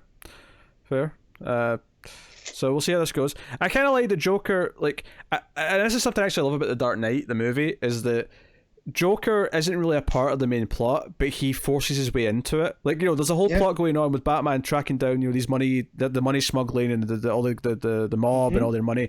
Right here, we have this plot with the designer who's this big bad who's got all these assassins, and Joker is kind of just on the background just now, but you kind of get the feeling that he's eventually going to force his way in and become the focus because he's the goddamn Joker, and he's not going to let Batman waste his time on some other B plot by his viewpoint. It would be really interesting because obviously we know this is coming into Joker War. It would be really interesting if that kind of forces the end of this arc unnaturally, like the story doesn't actually finish, and it's just Joker interrupts it. Yeah. That's actually kind of genius when you think about it. Yeah, I that's what I love about Dark Knight. I love that Joker forces his way into the. He's not supposed to be the main plot of that movie, but he makes sure that he is. He forces his way into it. Because he really has nothing to do with Harvey Dent cleaning up Gotham. Yep. And whatnot. He's a side player, but then when he sees this is the time to act. Yeah. Man, now I want to watch Dark Knight again. Oh, you should. There's so many more things. And so many other things I need to get watched, but man. So I can't talk. I'm over here rewatching all the Bond movies. Yeah, well, that's okay. There's a new one coming that I didn't realize this week that was directed by Cary Fukunaga. So yeah. Actually, just something to tackle at the Batman issue here is that we got some more photos of the Batman suit from the movie, the set photos. Which, by the way, they're shooting in Glasgow. Using Glasgow as Gotham is actually quite inspired. I never thought about it before, but it's actually quite a good idea. Yeah, it's an industrial city, so it kind of works. There's no gargoyles, don't get me wrong. But that's like using Pittsburgh. Yeah. Industrial city. Makes sense. I hope this is not the final Batsuit because I understand that he wants it to look like samurai armor, with the arrows and whatnot, and it looks too bulky, and he looks like Owlman. There's a lot of caveats here, right? Of course, this is a set photo that's not lit properly. The cape, the cape presumably is going to be CG. That's not there yet. There's all these things to think about. That said, right now on these set photos, it looks like shit. I mean, that's the truth. Matt just reminded me. You mentioned samurai there. That Batman Samurai, was that the name of the animated film?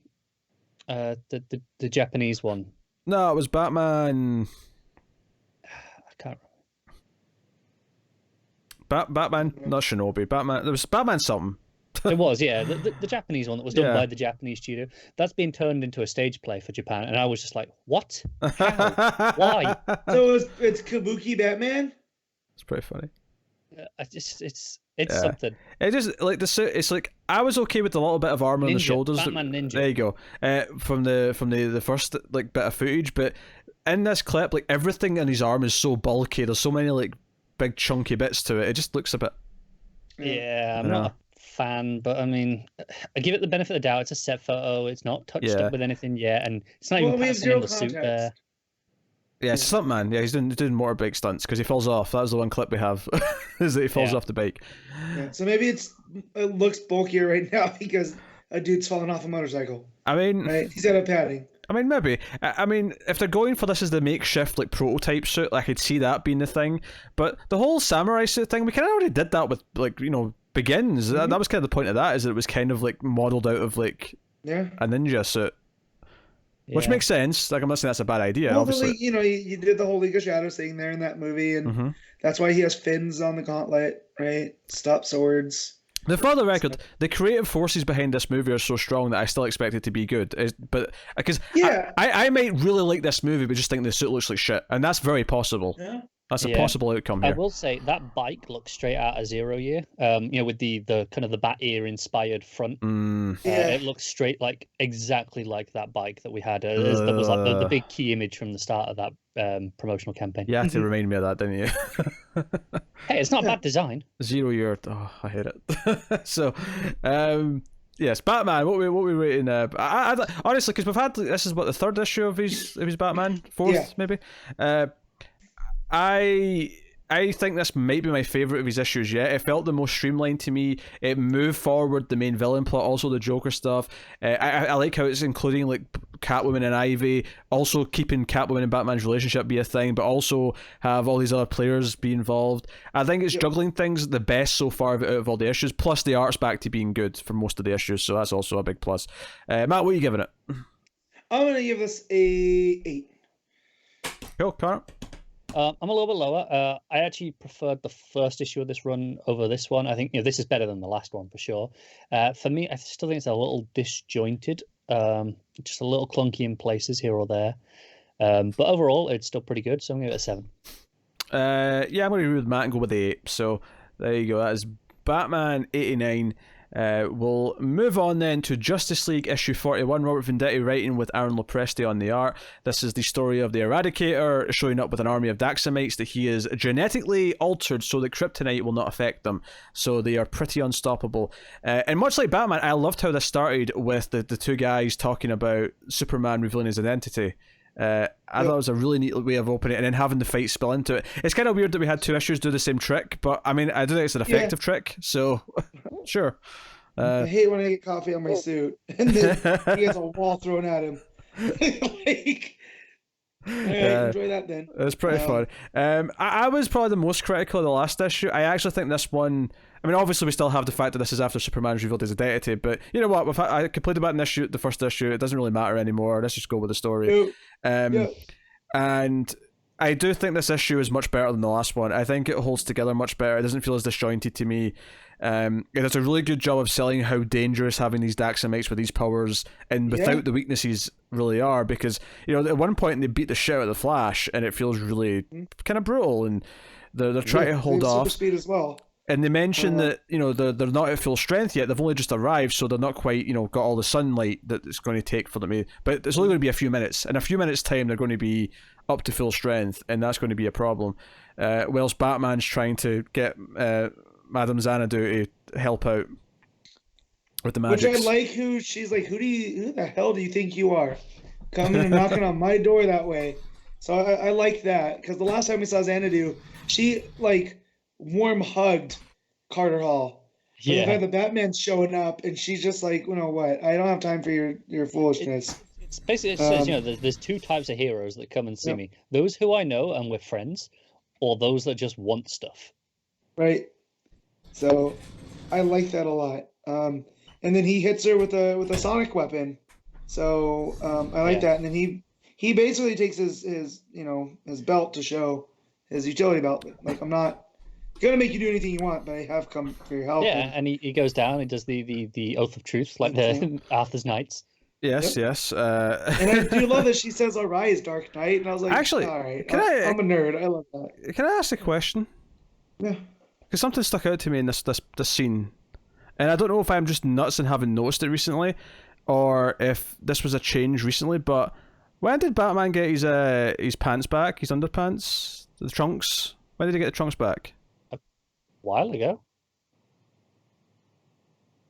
I don't know. I didn't. Honestly, I didn't. I feel like it's been that way since Detective 1000.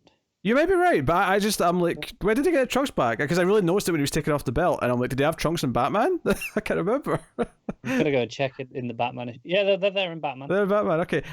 I don't remember when this happened. I'm like, I feel like it was Detective 1000. Joe, what's funny about this is that it obviously looks natural to me because it never stuck out before, but it just kind of hit me during this scene as he's taking off the belt. I'm like, wait a minute, he's got trunks. Do you know why I think you notice it more here? And this is not a complaint, but it's something that I did notice. In the colouring, Batman's cowl and trunks in this are a lot more blue tinged as opposed to most of the other books where they're just black. So we actually have the blue in with the grey and black on this suit, which makes them stick out more. It makes it more noticeable. I do like it, I have to admit. This is not a complaint, by the way. I think Batman looks fine. It doesn't bug me that he doesn't have them the same way that with Superman, but I do like him in the trunk, so I'm not complaining. But and I think that blue tin looks better than just all black. Yeah. I can agree with that. Yeah, so that's cool. Justice League are fighting back, but they're not doing very well. They're getting their asses handed to them, and of course Batman and Xanadu show up at the last possible second. She does a magic, blast to knock them all back. Eradicator's like, whoa, that's unexpected, and she quickly gets a teleport bubble out, and they all make a run for it.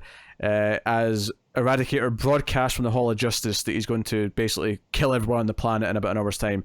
And the Justice League end up in the Scottish Highlands, and then the sort of final reveal is that they realise that she didn't have time, Xanadu didn't have time to get everyone through the portal, and the final page is Eradicator holding up Wonder Woman by the back of the neck, in sort of victorious pose. So, it's still just kind of a fun romp. It's not like a proper great must-read book, but I did have more fun with this issue. I thought the action flowed really well. I thought that the threat of the Eradicators and the Daxamites really worked. Yeah, I think that's the key thing. Is this an important book? Absolutely not. Is it fun? Hell yeah. Yeah, if you were keeping this your pull list down to just a few important books, you wouldn't be reading this. But if you want to read a pretty solid Justice League comic, I'm much more confident kind of recommending it after this issue than I was the last one. My only problem is I don't think that I like Venditti's characterization of Flash. That's fair. Here, when he goes to run off to save, I need you to spread the word on this. He's like, well, it was a pleasure fighting with all of you. And I'm like, that does not sound like Barry. That does not sound like Wally. That doesn't sound like a Flash that I know. So yeah, it's. I think this. I will give it the benefit of the doubt for now, because again, last issue did establish there's something going on with Barry in this book. Yeah. And his mind is in a different place. So this might be another. Intentionally sounds like not something he'd say because something is going on. So yeah, that could be. I will defend it in that sense, even though I agree it doesn't actually just sound. It doesn't sound like a natural line for him. Matt's so into the conversation. Yeah. All right. So no, this was much better than the last issue. I'm happy to say I'm liking the overall plot of it. It read quite quickly too, which is always a good sign. Always a benefit. Yeah. What are you giving it, Matt? I'm gonna give this a 7.5. Connor? Solid 8 from me. I'm once again agree with Matt and go with a 7.5. So damn it, stop copying me. I'm sorry, Matt, but sometimes you just not always, but sometimes you speak sense, and I know it's weird. I can't deny it. Sometimes I surprise myself. That'll take us on to Aquaman 57, Kelly Sue DeConnick writing with Robson Rocha on the art. This is the aftermath of the big fight where Mira, created the big water version of herself and fought the mecha manta. And this is them needing to rush her to hospital because of course she's pregnant, and they are going to call in a chopper, but it's like no. She needs to go to an Atlantis hospital because her physiology is completely different. They don't know what to do with her. Know how to treat an Atlantean or a Zabellian. Yeah, so I really like those couple of panels of Arthur just carrying her down into the water. Yeah. Yep. No, really good stuff. I thought, tying into the villain stuff, did throw a little wrench into this, the flow of this book a touch. I think this issue, not only was it kind of back on form for me, it's back on form whilst also bringing in more of the Mira and Atlantis stuff that's been kind of just there, before the year of the villain stuff, it was only just briefly there a little bit. It was like, okay, she's pregnant. Okay, we're going to have to do this fiancé thing with Volko, which, by the way, Arthur's reaction to that when he hears about it is pretty fun. So he takes her down to the water. Like you say, that page is great. They go down to the hospital. They bring Dolphin back here, who's there for treatment. There's a lot of sick people down in the hospitals here, and the guards get kind of rough with them and tell them to leave because the Queen's down here.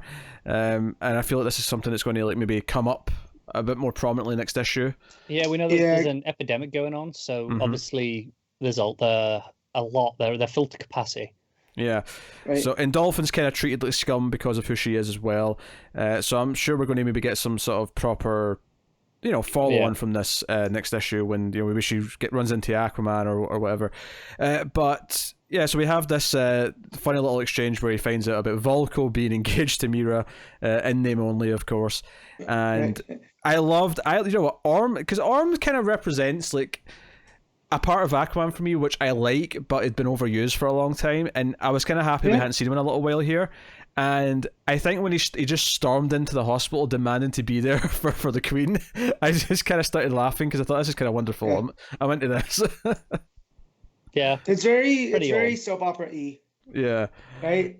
But it's soap opera where he's got this ridiculous fish mask on and he's walking out with a silver trident. It's just something so ridiculous about the whole thing. And then him and Arthur kind of arguing with each other and all the rest of it. And then the doctor comes out and says, "Quit yelling! You're here for her. It's the House of Healing." Blah blah blah. And then the big final reveal, of course, is that she's in a coma. She went past her natural defenses for what her powers are supposed to do, but in the meantime, we also have to deal with, we have to meet someone, and the final, is it the final? Yes, well, more or less. It's the second last page. She brings out the little baby, the little daughter, and The final page is Arthur She's holding his ginger daughter. Yep. So, I mean, we know from earlier in the issue there was 5 months. So this is, and they do, say, oh no, she's here early. So this is very early. Yep. That is a full head of hair for 5 months. I mean, she is a Bellion. Yeah, so, Zebel. Zebel physiology. Zebel crossed with ginger equals hair that just won't stop. Apparently so. So, I mean, going away from the medical improbabilities, perhaps, which again, maybe just be silly to even consider because of we're talking about underwater people. But I thought this was a great issue of Aquaman. I was really into it. I think it, topping off all the stuff that it's been building to in and around the tie-ins that it's had to do. This felt like a big deal, and kind of a step forward. Now maybe they'll retcon all this too soon because they've been known to do that from time to time. But I'm kind of digging the fact that Aquaman is yet another superhero now who's got a kid. Yeah, it's pretty good. I did just find some of the conversations, in the hospital. I think that section of the issue went on a little bit too long. It just could have been trimmed down by like a page or two, I think. Could have been tightened up. Maybe I'm the only one who feels that. Yeah, how are you feeling, Matt? I mean, I like it. It's Kelly Sue has this real fun way of making like even the silly stuff like Ocean Master, like Pete said, it makes it work. That he just basically kicks the door in the hospital and is like, "As former king, I demand to be here." Like, and you're like, "Well, no, back out of here, Orm. You're off. Go find your Earth family or your Dryland family." He's a visiting dignitary from the city of Dagon. So he's doing his own thing. He's here as a state visitor, not as a previous king. So, but no, I like it. It's that's the thing. I like all the individual beats. I just think there's quite a lot of them just stood in that room, in that waiting room. A lot of the issue, and I think it just goes on a bit long, especially after Orm comes in and they get split up. Then I feel like okay, there's another like 2 or 3 pages of us just being told, oh, this is what happened with Mira, and I feel like it just goes on a bit too much. No, I'm okay just because of also it like when you have Sateya or whatever his name, Setia show up, wanting to see what's going on, and you have all these other where again it felt like I don't want to keep saying a soap opera, but almost like the birth episode of a sitcom, right? Mm-hmm. Where we're seeing everyone's reaction to the people that are showing up, and I like that because Arthur's not supposed to be in Atlantis, so the fact that he's there and now there's a baby and it's just all crazy, and if the queen's in a coma and the baby really can't, so who's the regent when she's Volko's taking his yeah, place. but is that going to go over? Is Sadia going to accept that? Like, given that the final line says next it takes a village, I'm assuming that he's taking the young princess back up to the surface to be raised by I think so. all of the old gods. Why not? We have a lot of fertility gods. They know what they're doing. Yes.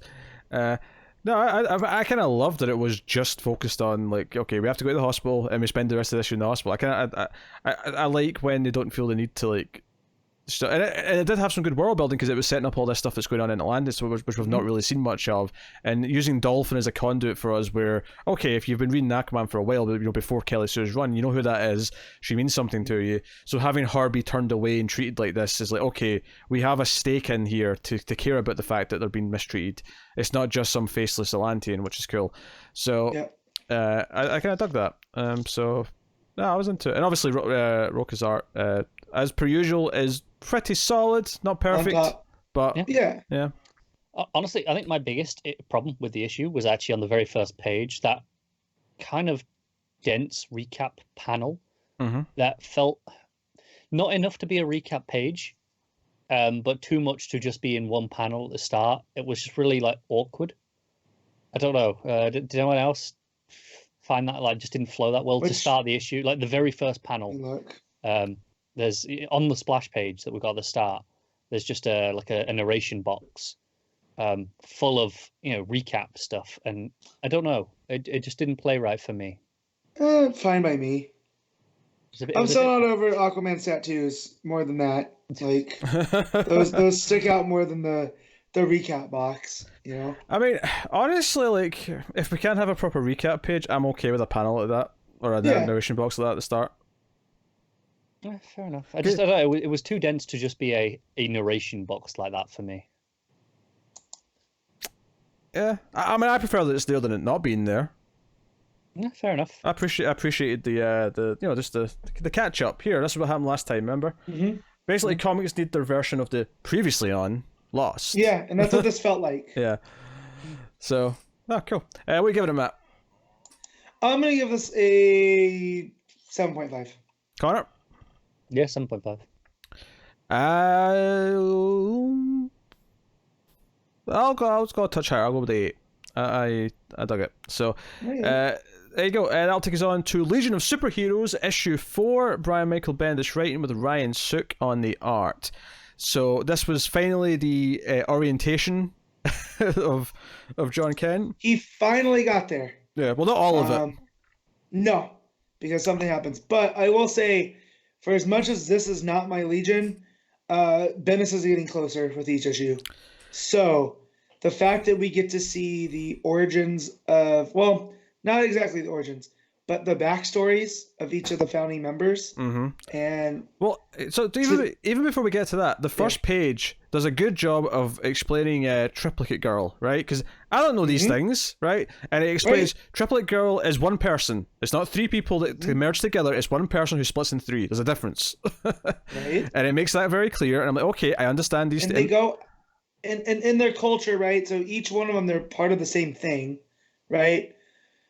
So they can go out like multiple man, go learn things, and then when they reabsorb back into one, that one figure understands everything. Yeah. You know what I mean? So, which is a real cool thing. But then she drops a bombshell here. That she wants to marry John Kent? Yeah. Yeah. So I like that. That was fun, but it clearly explained, and because they're very distinctive here, you got the 3, characters who's, one's got pink hair, one's got blue hair, one's got yellow hair. Like, I'm always going to remember that basic rule, I think. Even if I forget, the planet they're from, if I forget some of these other details in time, I'll remember that basic rule of them, and that's kind of a hook for them. And then I think the flashbacks, when it goes into the orientation, and it's like, okay, so here's how Saturn Girl joined, or, ended up found in the Legion. It had just enough to tell me, what it was like with her talking to her mother, what it's like for her on Titan, and here's, her getting the news that she's been, brought in to, talk to the president, Madame President of the United Planets. That R.J. Brand traditionally looked like a human, but ended up being a Durlan. So the fact that Bendis is going so different here, I mean, R.J. Brand could still be a Durlan for all we know, but this is not what it's looking like so far. And I will say, I love that the art on this flashback here is so different. The coloring's so different from the rest of the book. It really feels otherworldly. The Saturn stuff, or the Titan stuff, I should say. Yeah, and the fact that like they're part of a collective in the mind, and Imra basically, like most teenagers, wants to get away from that hometown. And they're kind of like, well, why do you want to leave the hive mind? Well, I want to be individual. And it's like, well, no, that's just teenage rebellion, and that's the primary motivation for her to leave. And then we get to Garth and his sister, which I'm glad that they did, because traditionally the people of Winnath are born as twins. So that's why when it said his moms, I want a little bit more on that, because is that still a thing? Because there's 6 kids in that family, and don't think I didn't partner them up. Just one thing before to start talking about that specifically, it's just what they are on the Imra stuff. I thought her face on the last page of that almost looked very Sejic to me, the way it was drawn. Not quite, but almost there. I just wanted to mention that. But yeah, so it gives you Lightning Lad and his sister, and them kind of like fighting back these peacekeepers, and it's mostly his sister, and his sister's asked to go and like maybe, hey, because you stood up to these police keepers, we're inviting you and your brother, and she doesn't want to go, but then he's like, does it have to be both of us? Can I just come?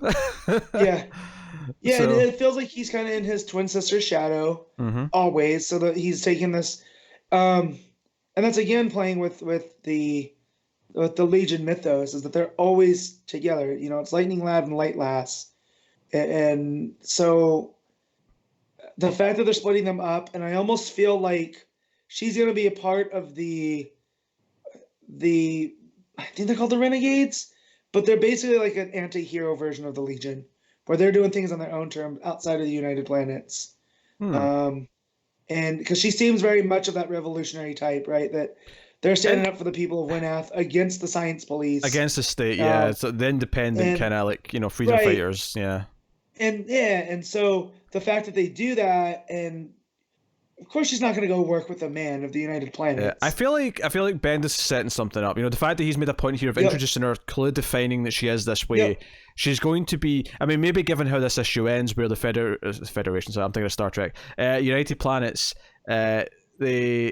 well, come on, United Federation of Planets is very similar to United Planets, all right? Give me a break, it Carter. is. I will give you no such break. I'm seeing him shake his head at me. Well, let's just be professional. So, you know, we get Cosmic Boy as well, his introduction to how he ended up there. Basically, he was like a sports player for some weird sport on his planet, and that's what led to him. Ball. Yeah. But it does not look like the Magna Ball as I did, because it looks like it just says he's a champion, and it looks like he's fighting some robot dinosaur things. So. That's like, back in my day, Magma Ball was like this.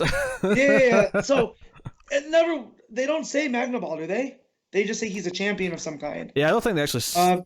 because the note here to John is that it's 1% of the population of his planet of Brawl have powers over magnetism. Yes. He's one of those 1%, which I liked. And so he became this champion, and that's why he gets selected. So each of these planets has their own way of basically offering up someone to the Legion.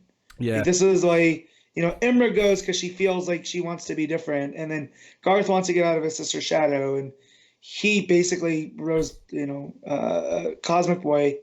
I'm blanking on his first name. Rock ends up going through, you know. Do you know what works about this issue so well? So this is the issue that I've been kind of wanting since this book started. It was an issue that kind of clearly defines who some of these characters are, so that I've got hooks and you know, some of the main cast. And it has RJ Brand come in, and her demeanor with these characters is very interesting, because she, like, you know, at one point Imra's like, I can't read your mind. Should I be trying to? And she's like, no, there's natural blocks in place because of you know political espionage reasons, like, you know, but you know, please do try, because if you can get through, then there's something wrong, and it should be fixed. So by all means, try and read my mind. And the way she talks to him, and then something attacks the ship they're on, and it kind of ends there. You know, John gets pulled out of the orientation as we see like, them just about to start to fight in this flashback, and this is clearly the formation of the Legion, right? And we have, you know, Brainiac say, okay, the peacekeepers are here, and they're basically saying, okay, the Legion are locked down until further notice, and this comes from Madame President RJ Brand. And what's really good about this issue is that it's showing us in that flashback how she is with them, and how she's very receptive to their new style of them being these new kind of the the modern take and a new type of peacekeeping that maybe hasn't been tried before. That's why she wants to try this new thing with them, and she's very receptive to how they are and what their feelings, and she's very nice to them. The way she says, hey, Sartan girl, yeah, try and read my mind, go for it. To hear in the last page, where we don't get to see her say this herself, admittedly, but we hear that these peacekeepers are here to like lock down the Legion from her command. It clearly says, no, that doesn't jive with what we just saw. So either this is a lie, or something's really changed. Like something's made her completely change her mind. Because they even say, well, you're not done, John, with it yet. Yeah. So you'll get there. And so I also want to point out that that Computo, so it's almost like this Cerebro meets the Danger Room scenario where it puts John in their memories. Computo is traditionally a villain. That's that's almost like Ultron, where he's this AI that comes to life. So I'm wondering if that is up the way with Bendis. So I thought that was pretty interesting. But yeah, I'm loving this book. Oh, of course, yeah. I had a big stupid grin on my face because finally this feels like familiar Legion, and I get why Bendis would want to shake it up at the beginning and make you wait 4 issues to get to this type of stuff, because every other Legion book has started with the formation of, the 3 saving R.J. Brand and then becoming the Charter out of the United Planets. So here I'm betting that's what happens, but Brand doesn't. If I had to guess, Brand doesn't like how powerful, or it's a different Brand, right? Like someone swapped him out or something happened. So, but yeah, the Janet art for the flashbacks basically, right, is fantastic. Sook art's still solid for the main. Yeah, still whatever's really good. going on with the Legion. Yeah. But as someone who needed this kind of like footing, this grounded sort of like, okay, here's a basic understanding of the main characters in Legion. This was easily the best issue so far. It didn't feel overstuffed with other characters like yelling things at each other, and it set up enough in these flashbacks that at the final moment it had some weight to it, where it's like, hey, why is RJ Brand doing this? And and like you say, there's that hint where John says, wait, but RJ Brand is in support of the Legion, and then one of them says, oh, you didn't finish the orientation, did you? As if okay, so there is more to the story, like something else flipped her by the end of the story. So that's really interesting. I think it tells a story. It introduces a lot of things. This could be a great first issue. It honestly could be. And I don't necessarily dislike the previous 3 issues, but I do think this is one that's done the best job of hooking me in. So, but good. And like you say, the art's really good throughout. So, what are you giving this, Matt? I'm giving this a 9. I stupidly adored this issue. I'm not ready to go that far. I will give this a solid 8 out of 10. But I'm glad Matt's having his cake and eating it too. Yep. So that'll take us on to Jimmy Olsen issue 8. Matt Fraction writing with Steve Lieber on the art. So you two guys take it away. Where to start? So we got to try getting through this one quicker because this book is so dense with jokes and plot, even though none of it seems to matter. Right? Like it's all taking place in a sideways where Jimmy Olsen's the most important person, which is fine. We basically the reign of the subpar men. Yeah. So Jimmy, with his death, has inspired 4 other Jimmy Olsens to come out in very similar fashion to the death of Superman. That there's a Superboy version of Jimmy that's totally radical and speaks in 90s slang. There's a full-on Steel version of him, which is just like a metal statue that they have to wheel around and leave in place. Well, it doesn't move. There's an Eradicator version that wears sunglasses and is very silent and very cool and has a strong jawline. And then there's a cyborg Jimmy Olsen. Which has one of the best things when it kind of saves the bank. I think it's a bank. He's like, oh, citizen, don't forget to like and fave. Thank you for your engagement and impressions. So you come to find out that these aren't multiple Jimmy Olsens. They're all kids of the Jimmy Olsen fan club. And basically they get upset that someone has sent an eminent domain to their clubhouse. So eminent domains when the state can come in and take over your property for the betterment of, whatever. And they're going to destroy their clubhouse and they don't want that. So they're trying to make Jimmy Olsen come back around in their own ways. And Jimmy's brother that's signed this to send it into them. Yep. And it has that squiggle symbol. And they're like, how do you say that? And I don't know how you say it either. So that was a great question. Yep. But each of the Super Jimmies are the fan club, but it's very comical. 2 kids sitting on each other's shoulders and unzipping. That was the Eradicator one, yeah. Yeah, I laughed so hard at that one. Yeah. And then them wheeling around the steel statue, so robbers are trying to get away. They just wheel this massive statue in front and it crashes. And then they wheel it off. So, and then we get to Jimmy and Janie, who now Jimmy is posing as his Spanish cousin Jaime Olsen, and speaking in Spanish, which his Spanish is very, very good.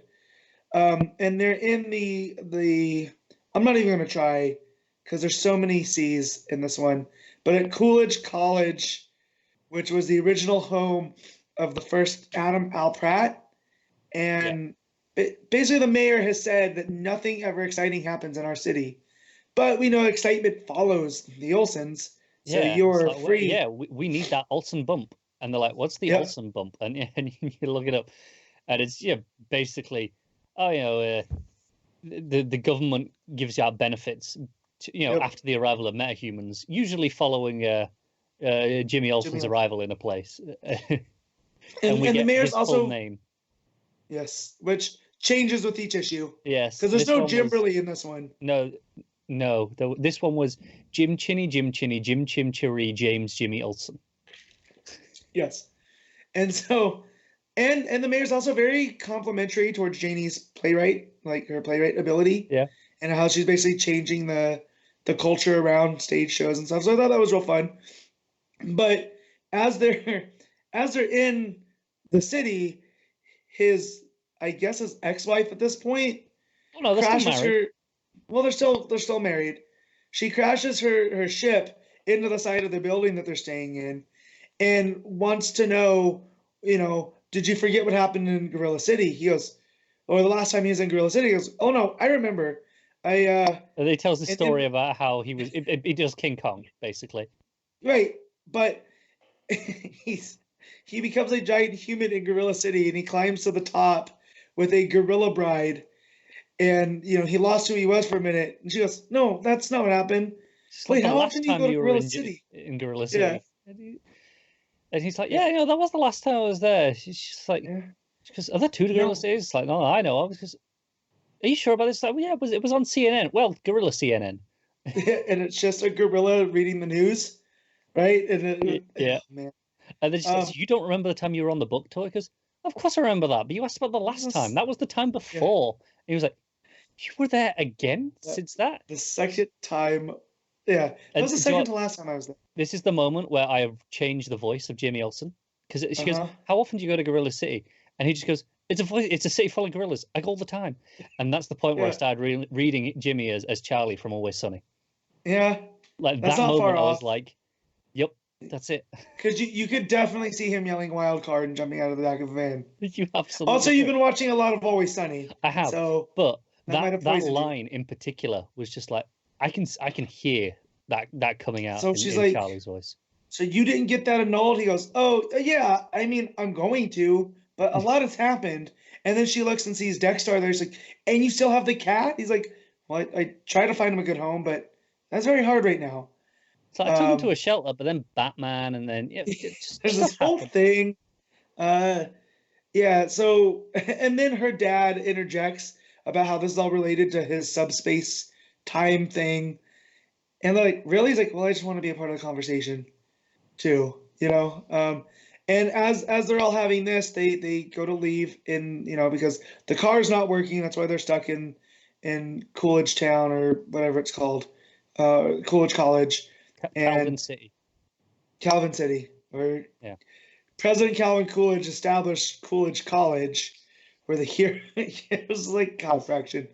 And so they fly off into the spaceship to go solve whatever it is, and the creatures that she was running from, that she was involved in the marriage to, have now given them the Olsen bump that they were looking for. They're riding through the town on like space horses. Yeah. And he's like a demon. I kind of think smaller Trigon. Yeah. And he's just going space wife with a big massive axe.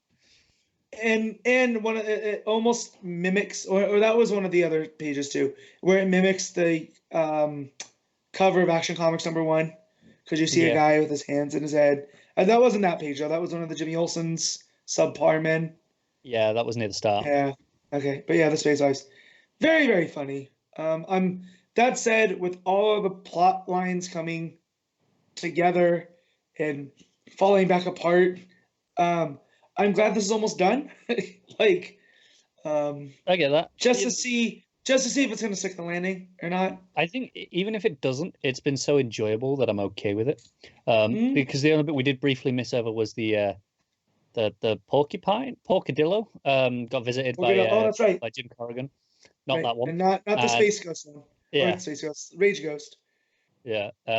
And he tries to run from him in pink Crocs. And he's like, with why the little are you spikes running? poking out of him. Yeah. So why are you running? So I have to save Jimmy Olsen. So that'll come up again, I'm sure. Yeah. So, but yeah, it is very enjoyable. But again, it's a lot. Every time it is a lot. Although it was worth it for the Gorilla City joke. Oh, It's so good. a city full of gorillas. They go all the time. Yeah. Yeah. I do love it. Good. Like, it's consistently the funniest thing I read every month. Yeah. And the arts on top of it, like Lieber and Faction work hand in hand because there's not a flashback. There is a flashback of him as a giant gorilla, right? That kind of mimics the cover. Yeah, there is. Yeah. And him holding the gorilla lady, just like Mae West. The old-timey planes flying at him. And the big, it's like a movie poster with a quote, the apith wonder of the world. Apith, yep. So, yeah, fantastic. And also, we didn't mention, it's, oh God, who's he wearing as pants? It's Rex. Oh, that's right. It's Metamorpho. Yeah. So, also, all right, Yang, if you somehow get this, give us Jimmy Olsen with the Terrifics. You just made me read a bunch of Bizarro, which I did finish that, by the way. So glad the Bizarro story's done. I couldn't handle that much more. But yes, now let's see this written by Yang, him going to Gorilla City. It's the type of thing the Terrifics would get involved with. So what's your rating it, Connor? It's an 8.5.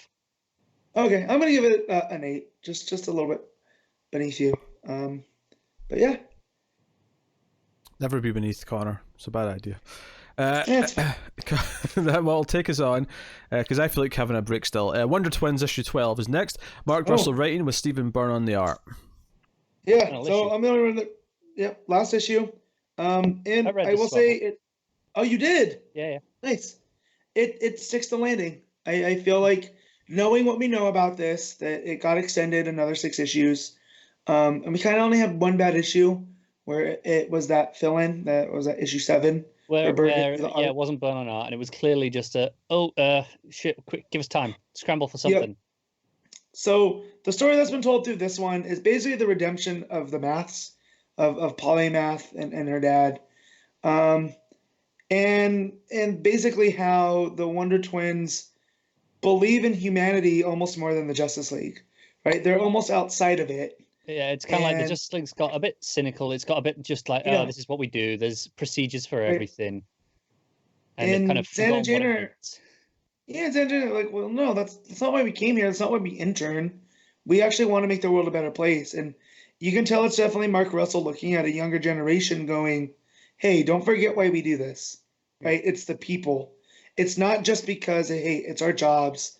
It's people need our help. And it's not just the superhero stuff. It's not just saving the city. It's, Philo and Polly were both put in predicaments that they were in because of who they were, not because of what they did. And by the Wonder Twins reaching out to them and making things better, they've made the world better after that. Because if not for Philo, the Colonel would have plunged the world back into the 80s, and nobody wants that. God, no. But yeah, so as it gets going, the Wonder Twins are hiding the math at their apartment, which will come into play later. Wonderful payoff joke. Yeah, and so they're just trying to go about their way, but they do feel that cynicism from the Justice League. Is, we did all of this, but why? Polly and Philo are still in trouble. Like, we haven't actually solved anything. But, maybe the Hall of Justice, if we ask the Justice League to help us out, and they kind of try to read them the riot act, the Justice League.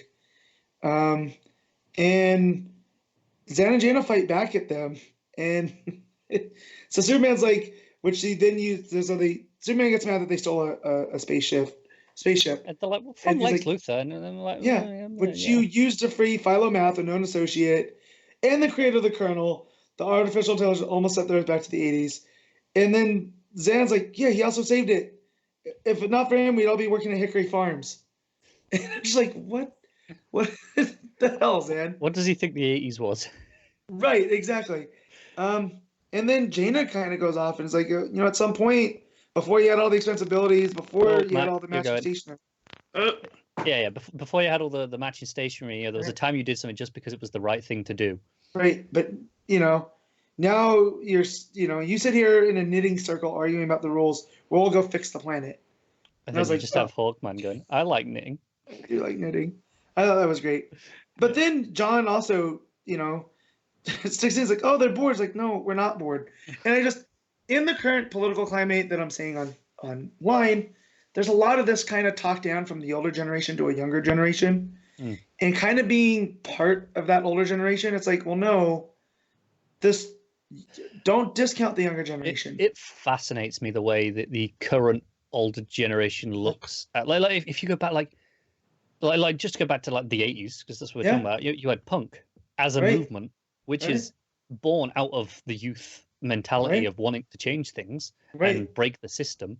And then they don't mean any of that stuff, is what you get now from the same people.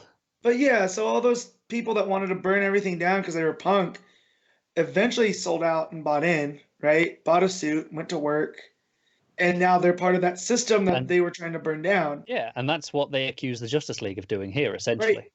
It's like, yeah, y'all sold out. You're not trying to save people. You're just trying to be superheroes, which in a superhero book is a bold proclamation.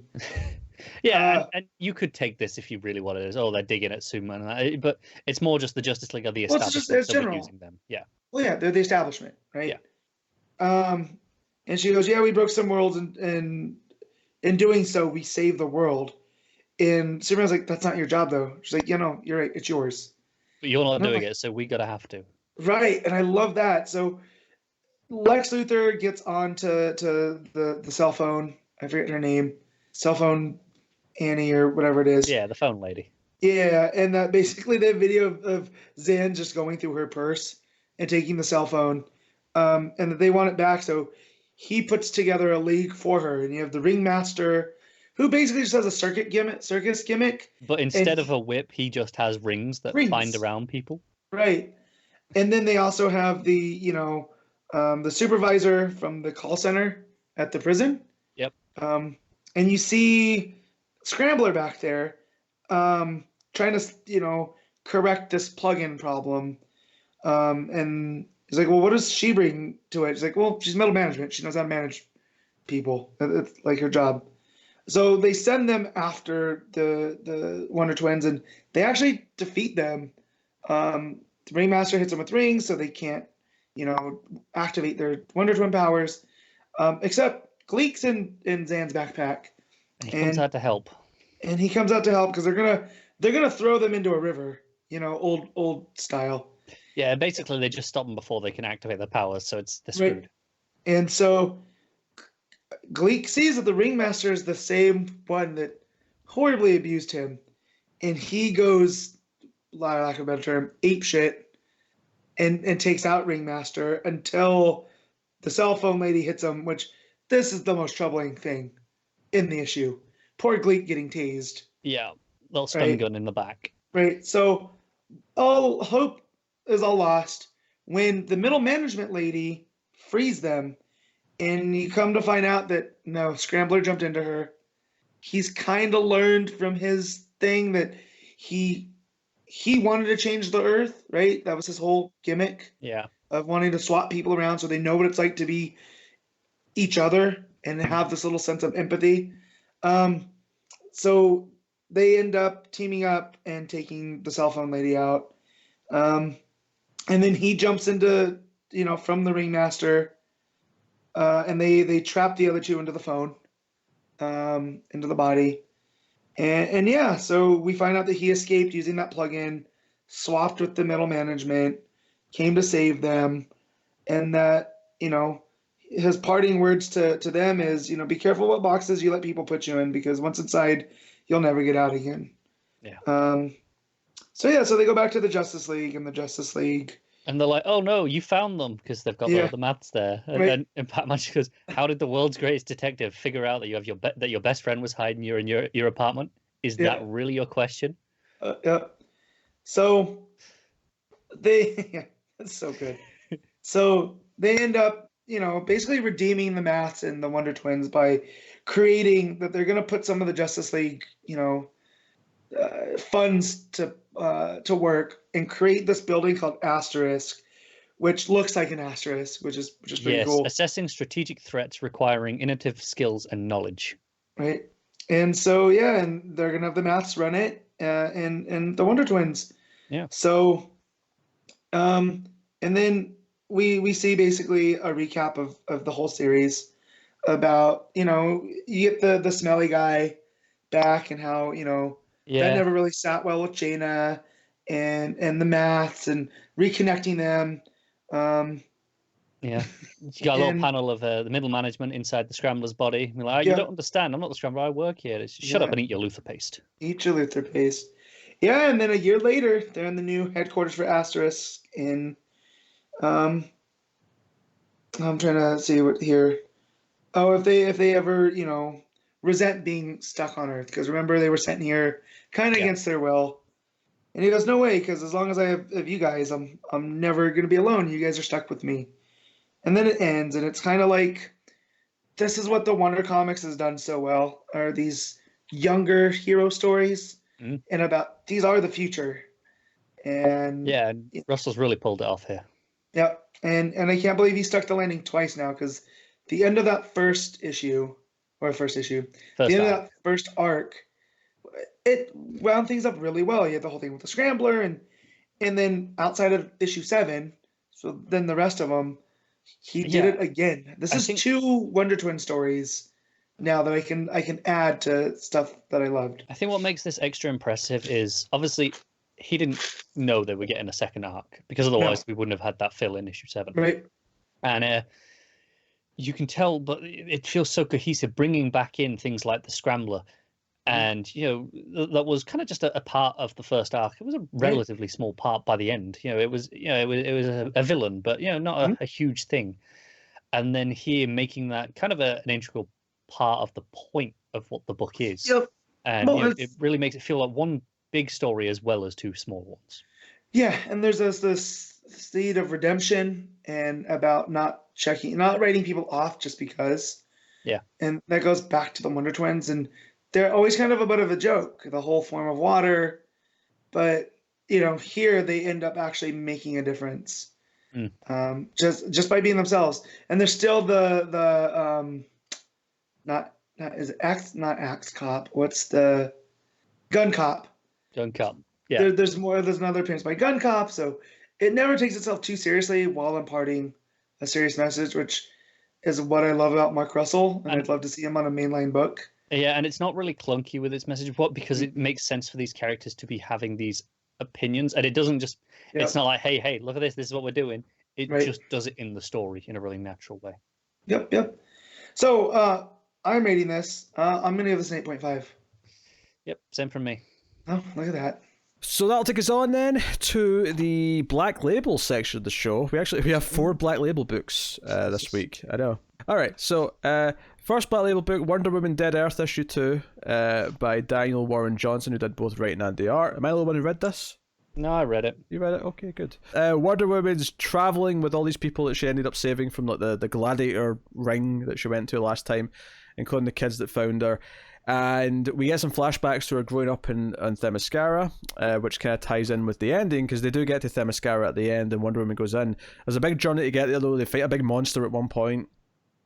Yeah. Pretty good action sequence. Yeah. Pretty great fight scenes. She organizes the troops. It's like, pikemen up the front, archers on the ridge, and then wins it by driving a car off a cliff basically into the mouth of the beast, and then throwing oil gas container down it, and then lighting a lighter that she had on the bat belt and blowing it up from the inside, and it's cool as shit. Yeah, it's big monster action. And so they get to Themyscira though, and the big twist is that all these monsters that are rampaging around the earth that seemingly caused this apocalypse are the Amazons, because man, at some point, while Wonder Woman was in her slumber or whatever, they nuked Themyscira, and instead of killing the Amazons because they're Amazons, it mutated them. So she sees Hippolyta, and she's sort of conflicted at the end, because the big ending of the issue is that Diana kind of says, I can't go back to the humans that I've left in this little group because I can't really feel like I can trust you anymore, and you shouldn't trust me. And it ends in this really downer note, because now it's like, well, she doesn't really approve of what Hippolyta and the Amazons are, but she doesn't like that she's been killing them as monsters either. So it leaves her off in this really sort of dark, bittersweet place. Yeah, some great action in here, like when Hippolyta is trying to talk to Diana, and she has, she's like a big giant worm for the bottom half of her body. Is like a purple worm is the best way I can describe it. Yeah, it's proper monster stuff, because the monster they fight halfway through as well, where she raids the truck into it and all that. Like, it's proper like alien planet giant monsters with huge mouths. Like, that's like a big sand monster. Big purple. Yeah, Hippolyta's got the big sort of worm kind of thing going. Yeah, like, but she's down talking to her daughter. She's got like her hands on her head. She's sharing memories by the look of it. And then one of the kids comes in and cuts off her arms. Thinks that she's attacking Diana and just slices off her arms. So you just see, the hands still on Diana's face, and it's like, oh shit. And then Cheetah shows up on a Pegasus to rescue them. But there's a lot of atmosphere though, because like when they show up on the island, like there's a great double page spread of like it's all in darkness, but they've got like a flashlight hitting like one circle of like area, and it sort of lights up the one statue there. Yeah, which is a callback to earlier in the issue we'd seen that in the flashbacks, that statue was almost all submerged underwater right now because of the rising sea levels. And and now here we just see it crumbled. Yep. So there's a lot of great stuff here. One of the other Amazons is in this big knight uniform, Nubia, and she looks really great, and like the art isn't always to my taste. Like, when it's just people talking to each other, it's not really necessarily my kind of art, but whenever it does the horror stuff, the big monsters, or it does the atmosphere stuff of creeping around the island, like all of that stuff looks phenomenal, and you can see. Yeah, that double page where Cheetah enters on the Pegasus in the rain, and there's it's all like this pitch black sky behind her, but there's this lightning crack, and you've got the night in the foreground. Looks incredible atmospherically. Yeah, because Cheetah shows up when Diana's fighting on Themyscira towards the end. One of the kids gets impaled by Nubia. The giant sword goes right through their chest. And you have this big two-page spread, as you see, a Cheetah coming in the Pegasus. And again, if you remember from last issue, because you might not, because it was 2 months ago or whatever, the Cheetah in this is like mutated and has like a mouth on her side of her face, and all these extra sort of bits. But she shows up out of what she owes Diana. At the end of the issue, Diana's like, I'm not going back with the humans, I'm coming with you, Cheetah. So she goes with her on the Pegasus to wherever. Yeah. Who knows? We'll find out next issue. But it's just, she kind of turns her back in humanity because she feels like humanity kind of caused this, and she's been killing her sisters without realizing it because they're the monsters.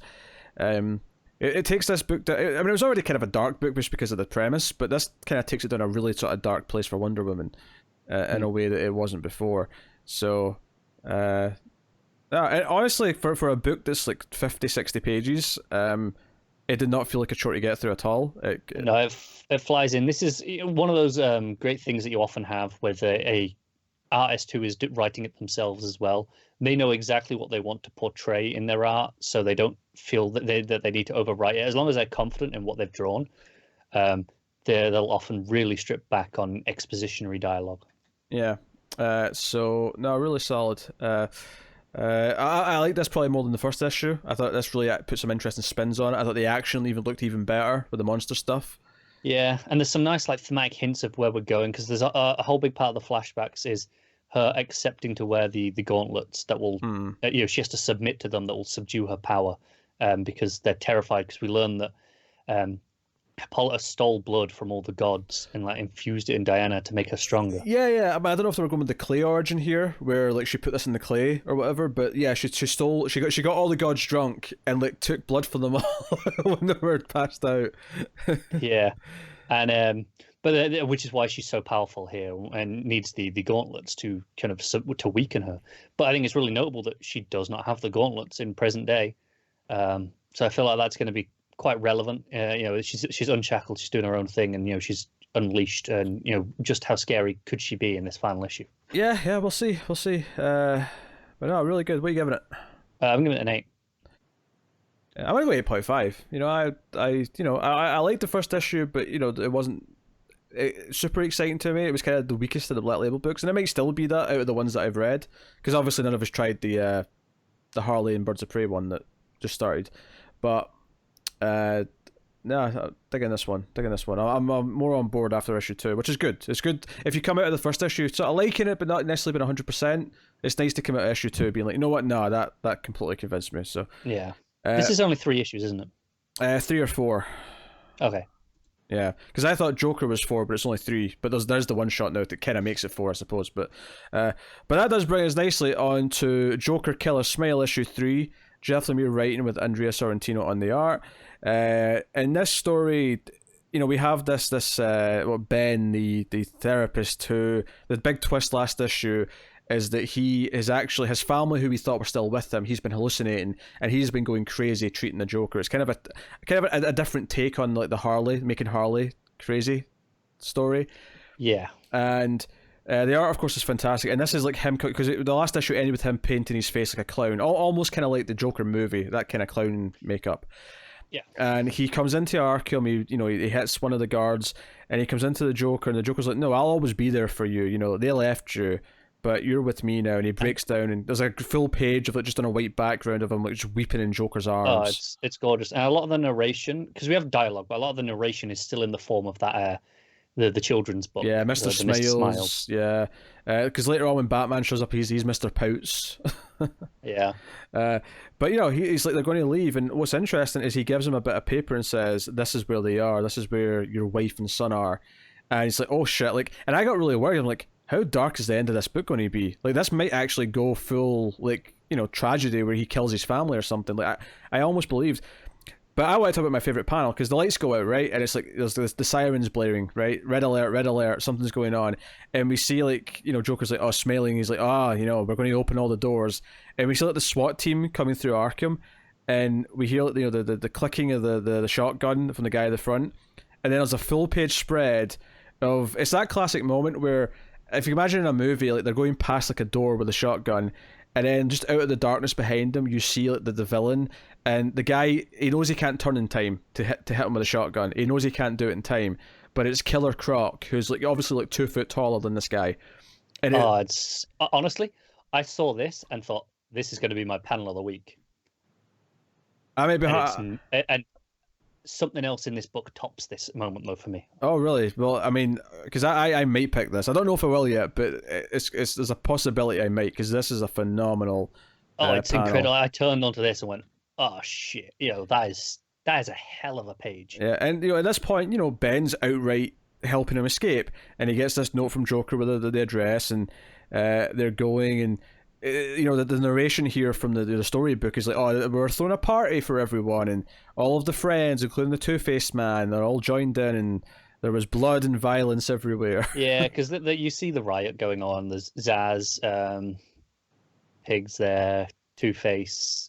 Yeah, and then Ben shoots a guard. He kills someone. So, it feels like he really has, flipped, and he starts laughing with the Joker, and it's like, well, there's nothing we can do now. Joker takes him to a storage place where Joker suits up, gets his purple suit on, and I'm happy we're going to get another story with this Joker in it, because I actually love how, Sorrentino's Joker here with the purple suit on looks great. So good. And Batman shows up, and this is where we sort of, and this isn't surprising, we kind of expected this, but Ben runs off to go after his family. Joker's kind of trying to gas Batman or whatever. I love the panel of Joker, like all bloody, like a tooth knocked out.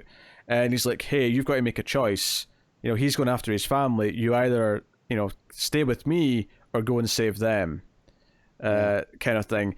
And it's like, and it kind of clicks, like, this whole thing, like, him promising he'll be there for him is, and obviously we suspected it was bullshit, but this entire thing has been using him to get out and have this get out clause once he gets out, to have that it'll give him a couple of hours to get away and for it to go to ground and do whatever he does. It's something to keep Batman occupied, and Batman tries to knock him out.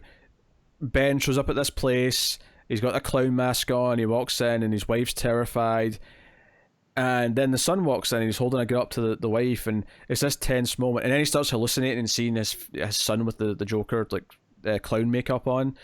And it's basically an internal struggle where he's, like, remembering who he is, or is he going to do this? Is he going to let the Joker win? And ultimately, he doesn't. He makes the right choice. Batman still shows up and kind of, gives him a bit of shit for it and beats him up. Yeah. And this is actually where we get to what ended up being my favorite moment of this book, which it's so intense, it's getting weird. It's all the internal struggle, and the colors are all over the place, red, yellow, everywhere. And then he's drowning in blood because he doesn't know what to do in this metaphorical thing. And then we just have this 2-page spread, and about 80% of it is just this blank space with a white tinged into red, and just him kneeling on the floor in it. And it's just this fantastic, incredible moment as you turn to it. He's just in a void, is how I'd describe it. And the book ends with him in a cell in Arkham, just like the Joker, with a therapist who's kind of there for him and really trying to help him.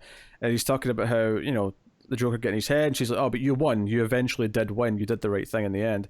He did kill one innocent person, though, so it's not like he's squeaky clean. But he's like, thank you for being here, what you'd expect.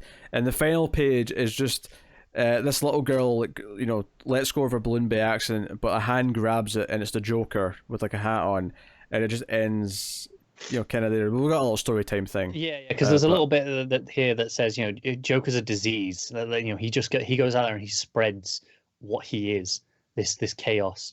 And, and this final bit of the story is, Mr. Smiles was free to spread joy and mirth.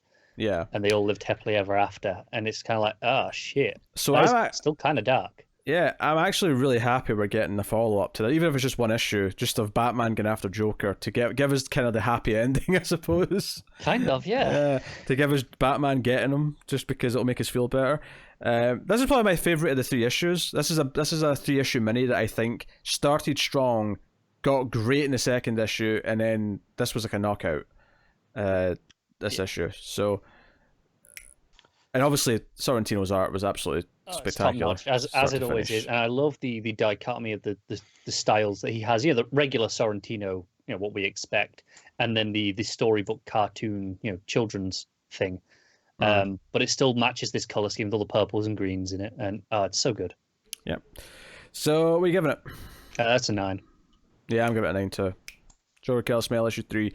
That'll take us on to our new Black Label book this week. This is the new Joe Hill. Because with the Black Label stuff, I'll put the superhero stuff first, and then the Hill House second.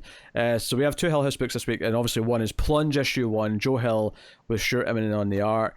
And this is a take on The Thing with a hint of Alien, with a hint of various other things, and also a lot of dildos. More on that in a minute.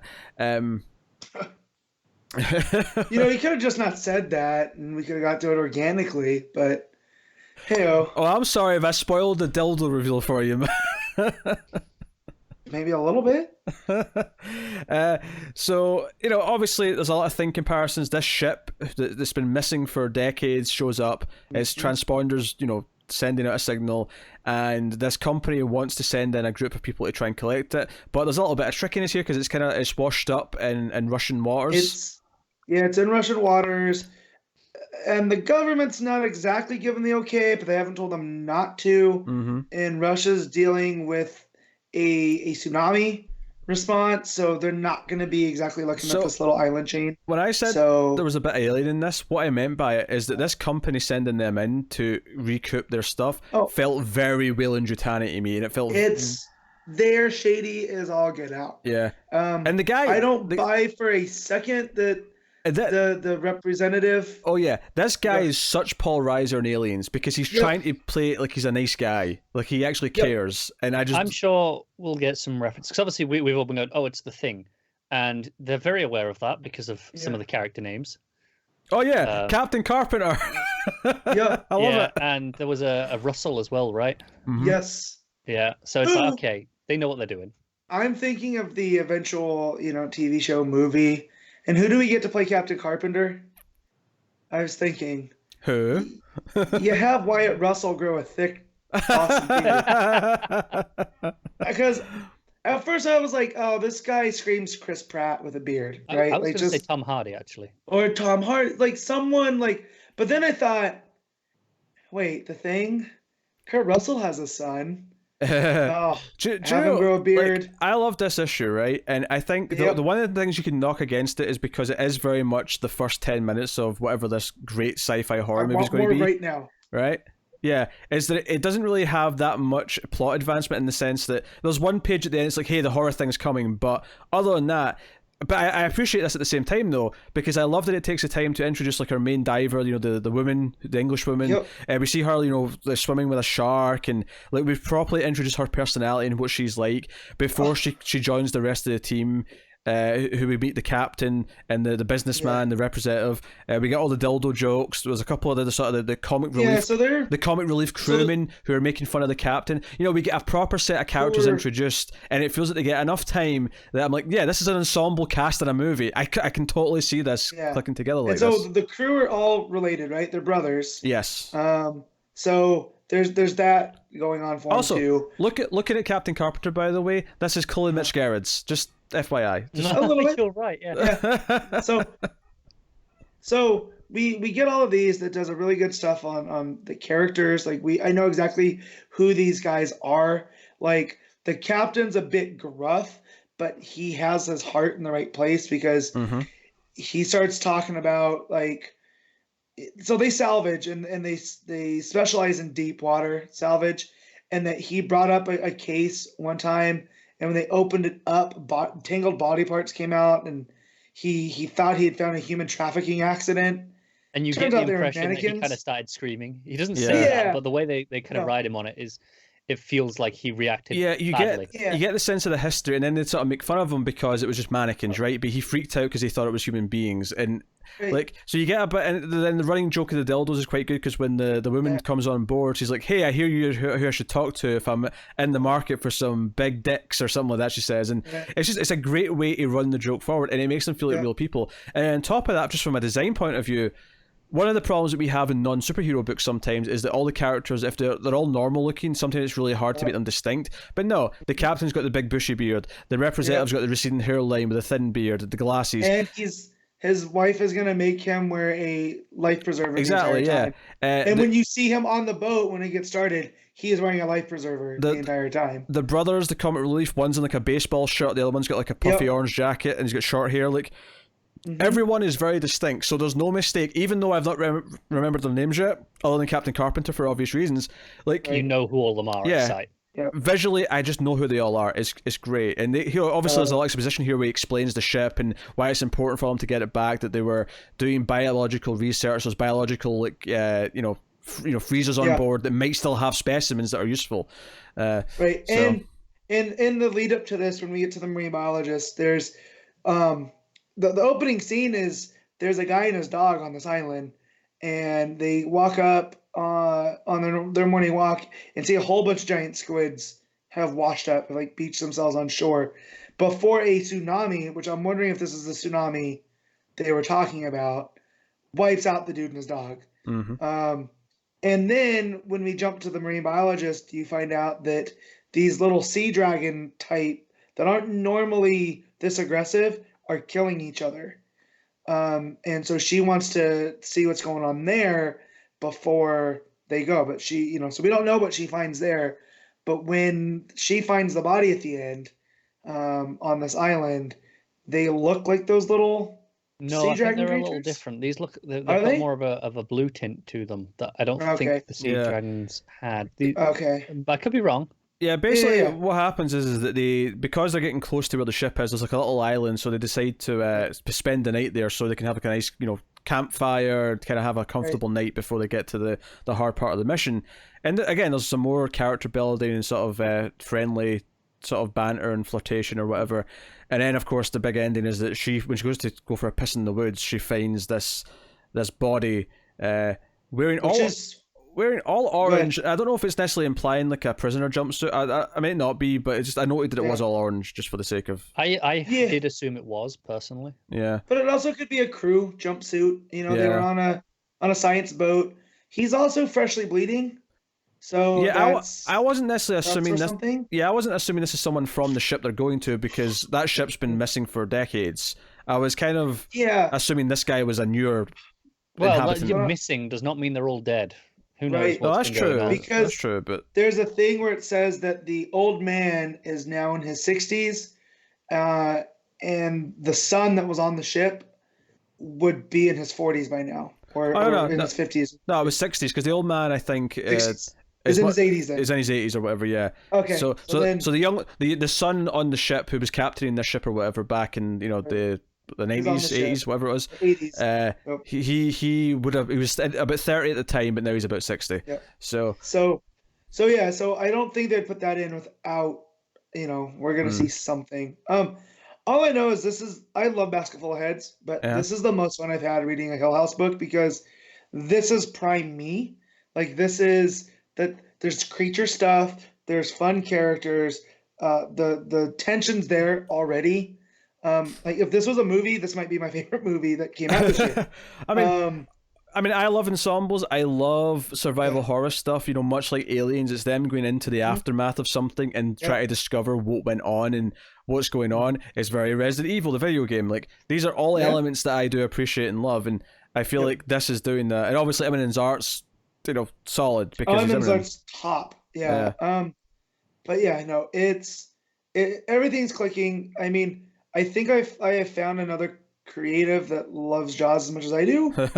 Like, it's not just Basketball Heads. There's Jaws references all through this book. So I think that's a Joe Hill thing. Yeah, there's a few references in this actually, because they were talking about doing Quidditch on the moon at one point, I think. Yeah. Quidditch. Yep. Quidditch. Quidditch. Well, anyways, but yeah, there's also, and then you think about the husky in the beginning. It made me think of The Thing, right? Like there's all these things here that I know Tim likes Joe Hill, but see, I feel like I could sit down and talk to Joe Hill not about his own work. I just want to be like, hey, so like Jaws, great, right? Do you know what this feels like to me? This feels like the comic book equivalent. This is Stranger Things, but for The Thing and movies like that, as opposed to the more teenage fare. Yeah, this is the 80s, like horror and sci-fi. Like horror sci-fi combos, and it feels very Carpenter already. Like just what does separate it from that, it's like Stranger Things, is that this is not set in the 80s. This is there's pretty not contemporary, right? No, it's true, but it's channeling that vibe heavily. It is. I thought it was interesting actually, because I did notice that this is the most contemporary one we've had yet. And they are referencing things from that time period as well, so it's not, Yeah, I think Stranger Things would still work without that dose of nostalgia. It adds to it. Yeah. Whereas this, it doesn't need it. So I get what Pete's saying, but it's there. You could tell that Joe Hill really cares about this type of story, just in the care to each of the characters. Like I got to the end and I want more right now, but if this is how it's going to be paced, that's perfect. Because we're getting to know the characters. When they start dropping, because we know they will, I'm not going to like that one of the brothers is going to get it. Yeah. Yeah, that's could be my new favorite. I mean, I think, my favorite up until now was Basket Full of Heads, but this might sneak past that. It's even just more my thing, but Hell House has been mostly bearing very good fruit. Yes. So, yeah. For me, this has the potential to get up to the favorites in terms of what it's doing, tone, atmosphere, what the type of story is. It absolutely could be. I think for me right now, it suffers in that this is very much the introduction, and that's not bad. I like everything that it does here, but I definitely felt like it wasn't like a really full-rounded issue of this story. It was just like, okay, here's the first part, right? I think this will probably read fantastically in trade, based off of this pacing, and that's again not really a huge problem. It's just reading it monthly. I'm like, okay, I like what I got, but I didn't get enough. Yeah, Basket and even Dollhouse Family lends itself to the serialization of comics. Yeah, this feels like a movie where like Pete said, this is just the first 10 minutes of the movie. That I can see that. I mean, assuming the rest of the story is good, and I have no reason to doubt that it would be, but this could easily, I can see this being like a great 2-hour movie. It's funny. I actually feel this most out of all the Hill House books, it's this and Basketful that fall into that where, okay, this is a 90-minute movie. And Basketful has managed to break itself up a little bit by having something, because, okay, this is the theme of this issue. Yeah. But I could definitely see these two, the ones written by Hill himself, feeling the most or the the least episodic. That they have that, Yeah. and I think that's a little bit of a criticism. Maybe he comes from books, though. Yeah, right? exactly. He comes from books. I think he could adapt to comics a little better in that regard. And I know the Lock and Key show's on right now, and I know you guys weren't too big on it, but it makes me want to check out the comic, because if this is what the comics were like, obviously he's very successful as a comic writer, but as well, it's not like this is his first job. I just feel like he definitely approached this as a novelist, as as if the next chapter's there ready to go, like it would be in his book. Whereas it's not. I've got to wait a month. Well, and some of the other writers in the Hill House have managed to kind of capture that comics feeling better. Yeah. Well, and that's Sea Dogs too, because every time I flip through, I kind of browse it, and I'm like, this is too. I want to read this. I still hate that that's in every single book, because we dropped one of them, and it's like, well, now you're screwed if you were enjoying Sea Dogs. Yeah, I can't really even complain that much about this, though, because ultimately I don't want it to change anything about what it is. I love what it is now, and I don't want it to change to fit this episodic format. Now I just want it to be this what it is for the rest of it, and have this complete story. It's like when I read The Wake, and The Wake felt very similar, where it felt like a movie, and then when it had the breaks in there. But I feel like Snyder took advantage of the comic format when there's a tone shift through there that really worked with the comics, that if this was a movie or TV show, you're like, what the hell just happened? I think, say what you want about Snyder, but if you've read The Wake, I think each issue felt like much more distinct than... Yeah. Like this, if you place it next to issue 2 in a month's time, aside from that final page of this is clearly the last page, I don't think you'd even really notice. No.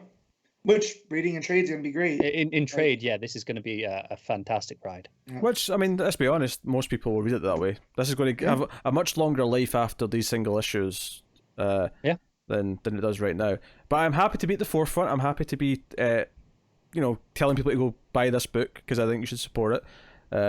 Because it's Immonen's fresh. Art is gorgeous, but I do particularly want to shout out, I think it's Dave Stuart on the colours. Oh man, they are fantastic, moody and brooding. The blues and the greens. Oh, it's so good. I love supporting some of these Hill House comics and sort of saying, because these books are not going to sell anything close to the big superhero books, and I love being able to support these and say, no, I want more of this. Give me more good comics. I put this on my pull list as soon as I got it. I go, make sure I get these, please. I want these physically.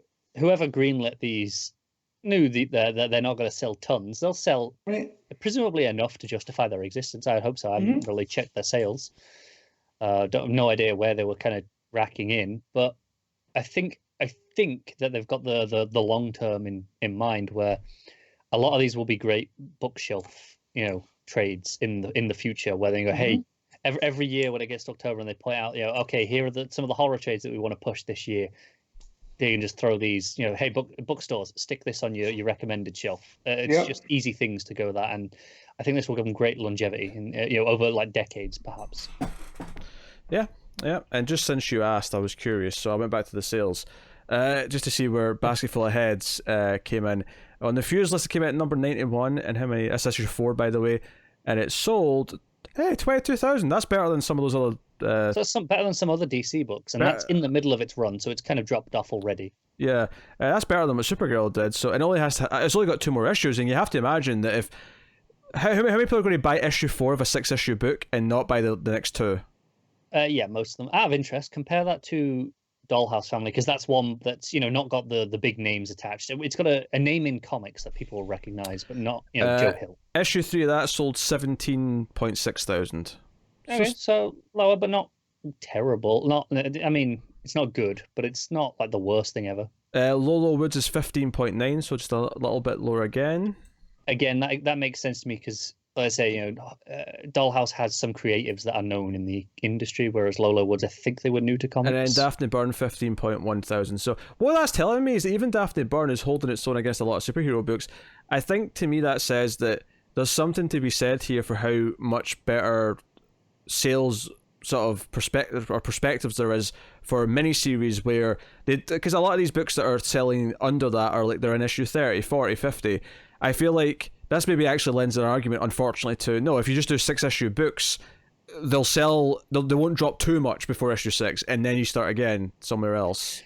Yeah, and I think this especially with minis and like this, they're aimed long term at the trade, aren't they? Yeah. Where They know they've only got to get 6 issues and out. They don't have to sell gangbusters because it's fine. We'll have the book to fall back on that we can shove for years. If they cover the cost of the production and the singles, then everything the trade does is gravy. So exactly, yeah. So I mean, that's the appeal there. But I love this, Matt. What are you giving Plunge issue 1? I'm giving this a 9.5. Oh, baby! Yeah. Jesus, no, I'm going to seem negative.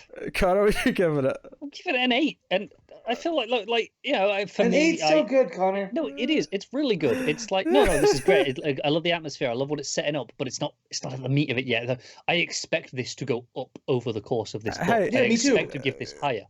Carl, your 8 is like an 11 on Matt's scale, so don't. Yeah. Calm down. I'm going to give this a straight 9. So, yeah, this is fantastic. I love it. Exactly what I wanted this book to be. No, I agree. That's everything I want. And I'm so glad we made the choice because there was a chance that we might have not done the Hill House because it's not really DC stuff, kinda. Yep. I'm glad we did though because they're kind of some of my favorite stuff I right now. have the feeling that it's going to end up on my best of next time around. Yeah, December, January. Yeah, I can see that. All right, so that'll take us out to the final book of the week then. The other Hill House book, Lolo Woods, issue 3, Carmen, Maria, and Machado, and Dani strips on the art. And this is Octavia going to a local witch to look for answers as to what happened to them. This book got weird. I know it did. Sorry, it only just got weird. Do you know what? How are you going to see a witch isn't even the weird part. The weird part later is that there's an entire family of women who apparently become sinkholes. Yeah. I mean, it retroactively explained that from the end of the first issue. Oh, it did. Sure, I agree. Yeah, technically it does. Not only that, creatures come from the sinkholes. So whatever L threw down there, that could have been a woman. Think about it. I mean, the flayed person. Yes. Yeah, can we just talk about the fact? I don't want to say man or woman because I can't actually tell. Okay, you can't tell. Do you know? I feel like the fact that a skinless person attacked one of the main characters, and that is like the least weird thing in the issue, says something. That's Horror 101, Pete. But human sinkholes in preteen witches that are apparently centuries old. But you know what's weird about this though is they say, okay, it runs in the family, and I have to kind of hold it together. And the reason why it happened in bed, that end of that first issue, is because usually I can hold it together until you leave, and then that's it. But you were still there, so I couldn't hold. And I'm like, wait, so this is kind of like holding in a fart, where you just have to kind of clench yourself. What's really interesting to me about it is it happens when they're happy and when they're content and relaxed. That's when it happens. Well, so because she talks about her mother had to always keep herself on edge and really tense to keep it under control. Do you know what that's like? Almost a little bit. It's like certain vampires losing their souls in the hit television show Buffy the Vampire Slayer. If they get true happiness, then all hell breaks loose. Well, but that was because of a gypsy curse. That's different. This could be because of a gypsy curse. It could be. No. Maybe, I don't know. But so to me, the subtext of that is that in this town, women aren't allowed to be happy because if you are truly happy, then you can't be the stay-at-home. Yeah, if we're going if we're going with the themes of sexism that we've had already in this book and sexual assault and all these things, then yes, obviously that's what this does to the story. That's what it adds to it. Because that's what I'm thinking. Because the mom was a pageant queen and she loved it, and she loved the dad, and when she would disappear for days, the one girl was always like, Dad didn't seem to care. He just knew that Mom would be back. And I'm like, well, that's kind of sinister. And then you find out that she was becoming a sinkhole. And you're like, what the hell? So my brain starts looking at the... And what was she doing? Because obviously it was... Okay, she was too happy and too relaxed. So that's why she needed to go away. What was she doing? Because it says she went for a day or two. What was she doing to get herself back on edge? Yeah. And then we have to ask the question is, how does this tie into the fact that every woman in the town, not just this family, that every woman in the town has time that they lose? And the fact that this witch, who looks like a preteen girl, which would mean when they would come of age. So I'm outside of her creepy hand with the long fingernails and wrinkles, right? She presents as a preteen girl. About, like an 8 to 10-year-old maybe. Right. So if the forgetfulness happens after they became, for lack of a term, once they enter womanhood, that would mean the witch is outside of this because of how she presents, right? Yeah, and is that intentional? Is there a spell on herself to block this from happening to her? So she's always under... we know that her mom died in 1822, and so she's got to be old, born way before that. At least, she's got to be born at least around 1900. Right, I'd say. Right, and if this is set in the 90s, right, then she's probably about 100ish. Right. So you got that, and then what she tells V is, sometimes forgetting's helpful to you, and that it's remembering that's the problem. Yeah, she kind of makes a point of how she's given away a lot of this potion over the years to people in this town, because it's much easier to just forget something and forget that there's something bothering you, because then you'll not be concerned, you won't feel so bad about it, and that's easier than remembering the truth. Right. And so and then we get. I was gonna say, so V goes to Jessica. That was the girl she was with. That's the daughter who has the sinkhole problem. That's just it's just so weird to say it loud. It's people who become sinkholes. And she explains this to her, and V's kind of responsive and is understanding. They have a romantic moment, and they're starting to get frisky. And this actually coincides, it intercuts at the end here with Elle, who's just come back from being attacked from a skinless person, and she's just lying in bed and thinks, you know what, I'm in the mood, and she starts masturbating. So this is happening at the same time as the sex is happening, and at the same time as this, we see the mum, the sinkhole mum, has a hand coming out of the sinkhole. Yeah, and there was something else earlier in the issue that implied they're linked. Right? It was when one of them was in pain. Yes. Bleeding. Yeah, it was. She tasted the blood in her mouth. It was two things. It was the pain of the blood, and it was also because it was like she thought something, and then she has that thought. It went to Elle. She's like, I miss you, V. I miss you very much. And then she's there, like going, what? And thinking that she'd heard it. Yeah. That was it. Yep. Yeah, because before the lip thing, there was already a hint that was more psychic, sort of, or whatever. It was a thinking, a thought, if you will. Yeah, and they're on the same page, actually. Those two things, they're happening at the same time, but it is very clearly going, no, these two are linked. Yeah, I thought I understood what this book was, and then women become sinkholes, and I just don't know. So obviously, the reason why Elle is getting sort of erotic with herself at the end is because of the sex scene that's happening elsewhere. She's essentially feeling some of that pleasure, but she doesn't question it because it's like, sure, why not? It's pretty normal. Teenage hormones. Outside of the timing of it being right after being attacked, that being a little bit weird. Other than that, and sure, she's just lying in bed, whatever, she gets in the mood. But we see that it's linked to the other thing. Yeah. Honestly, my favorite bit of this book as well was the narration box going, I know what you're thinking, Deus Ex Machina, witches and potions to fix all our problems. Seriously? It's like, well, all I can say is humanity's always had witches. Witches always have potions. So screw you. Well, that's the voice of the writer going, this is my story, but out. Also the witch. The witch also looked at the mushroom that she found up at the Heaven on Earth place.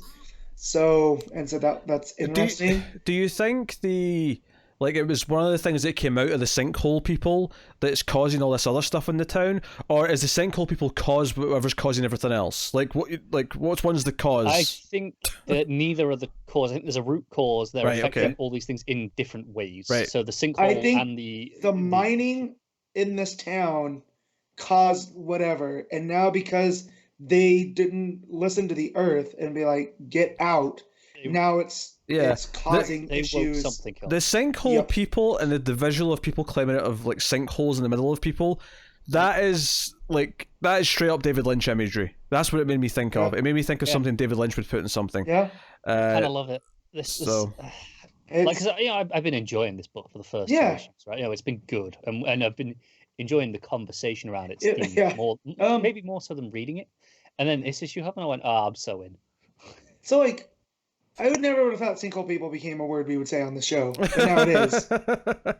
And we kind of had that at the end of the first issue where you're like, what the hell is going on? Is this... I bet James Tynion thought he was being all smart with the upside down man. It's like, no, take this, James. Sinkhole people. So man, I'm trying to piece it all together. What it means subtextually of what the author's putting forward, because this is very a female-focused horror of almost the horror of being female and what that means and the stuff that you have to go through that most people don't think about.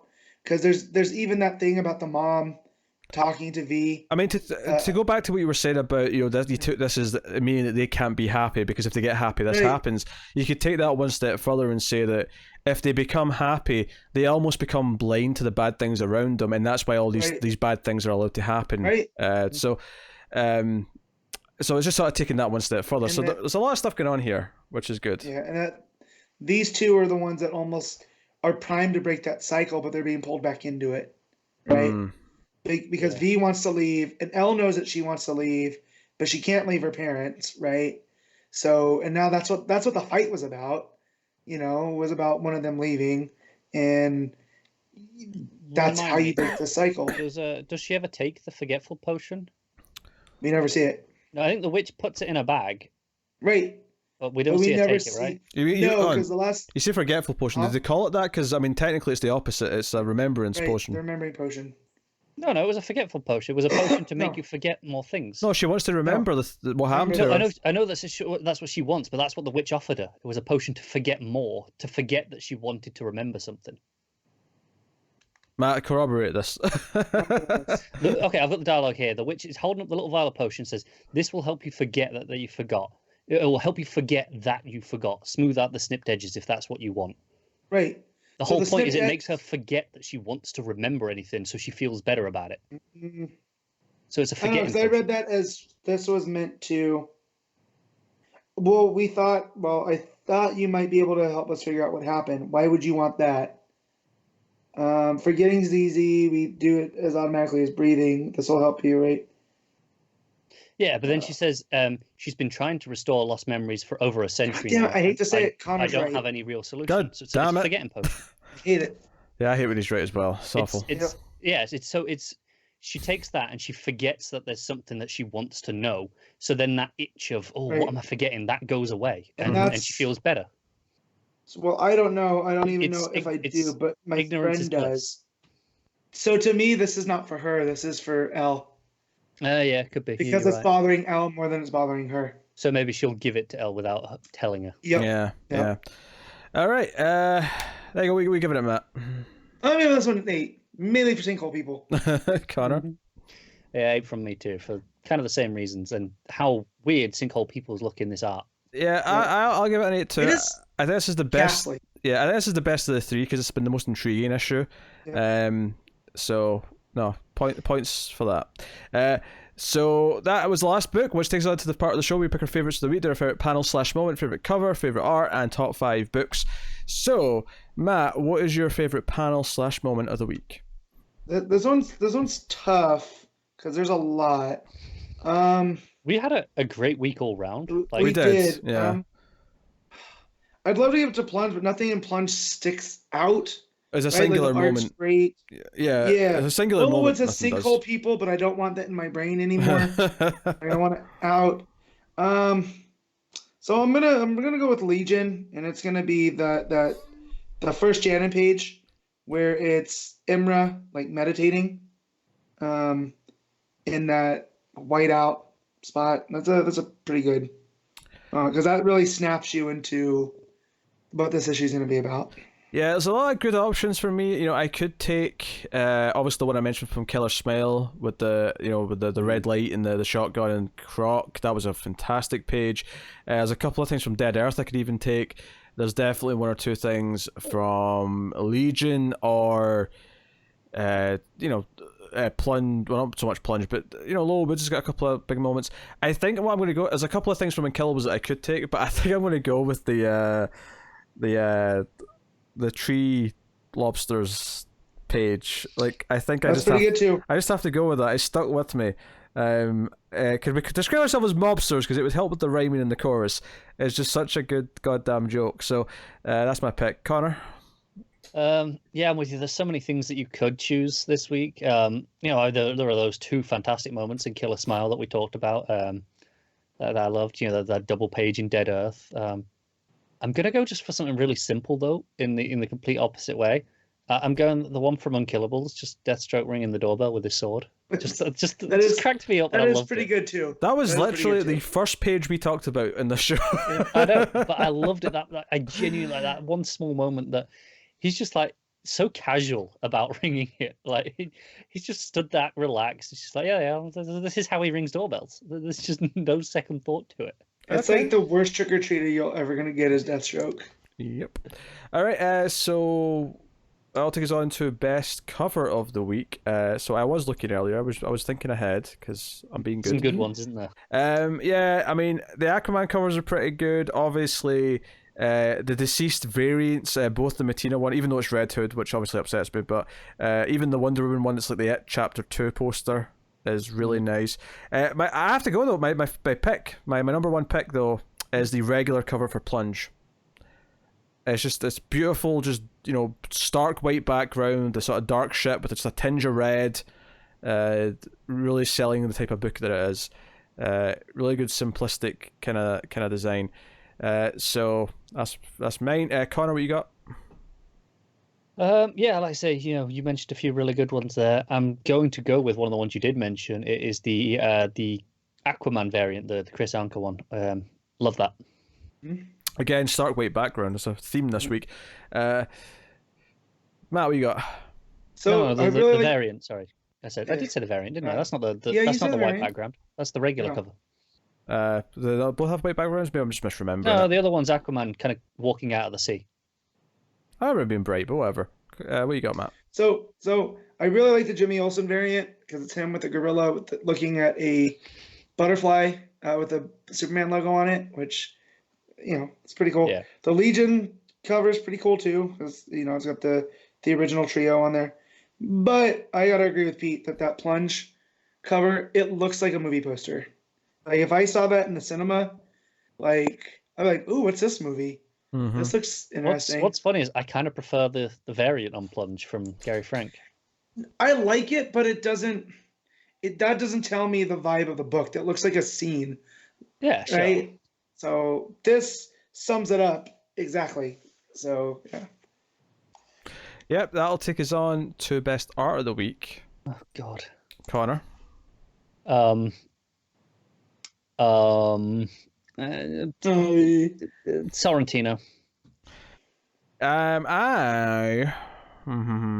What we got here? We got Immonen, we got Sorrentino. Some good art this week. Yeah, there was a lot of sort of solid art underneath that as well that I really liked. But if I'm picking, Sorrentino. Matt. Yeah, so I'm gonna go with Immonen from Plunge. I mean, I could have gone Byrne just as almost as a, Wonder Twins, but tribute for doing so well over all 12 issues. Yeah. But it is Immonen, and I'm happy to have this. So. Yep. All right. So top 5 books of the week. Then Matt, you're up first. Go. All right. Number 1 is Plunge. Number 2 is Legion of Superheroes. Number 3 is Unkillables. Number 4 is Wonder Twins, and number 5 is Jimmy Olsen. Cool. Connor? Number 1's Unkillables, 2's Killer Smile, 3 is Wonder Twins, 4 is Jimmy Olsen, and then 5 is, oh God, I've got so many other 8s. Wonder Woman Dead Earth. All right, my number 1... I had 2 9s, so I'm really debating which one I'm putting. I had 2 9s as well.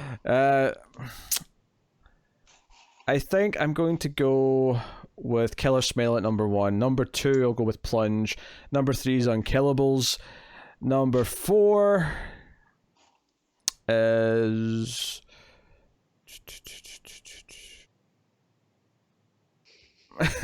This is hard. Everything's really close this week, isn't it? Number 4, I'll go with Legion of Superheroes. Number 5, I'll go with Dead Earth. I think that's what I'll go with. For the record, my lowest ranked book this week was Batman with a 7. Yeah, I had a lot of 7s and 8s, but Yeah, my lowest was, I want to say it was Justice League with like a 7.5, maybe? Yeah, I had Batman at a 7 and Aquaman at a 7.5. Everything else was an 8 and up. Hey, it's hard to complain with this many books when at least they're all good.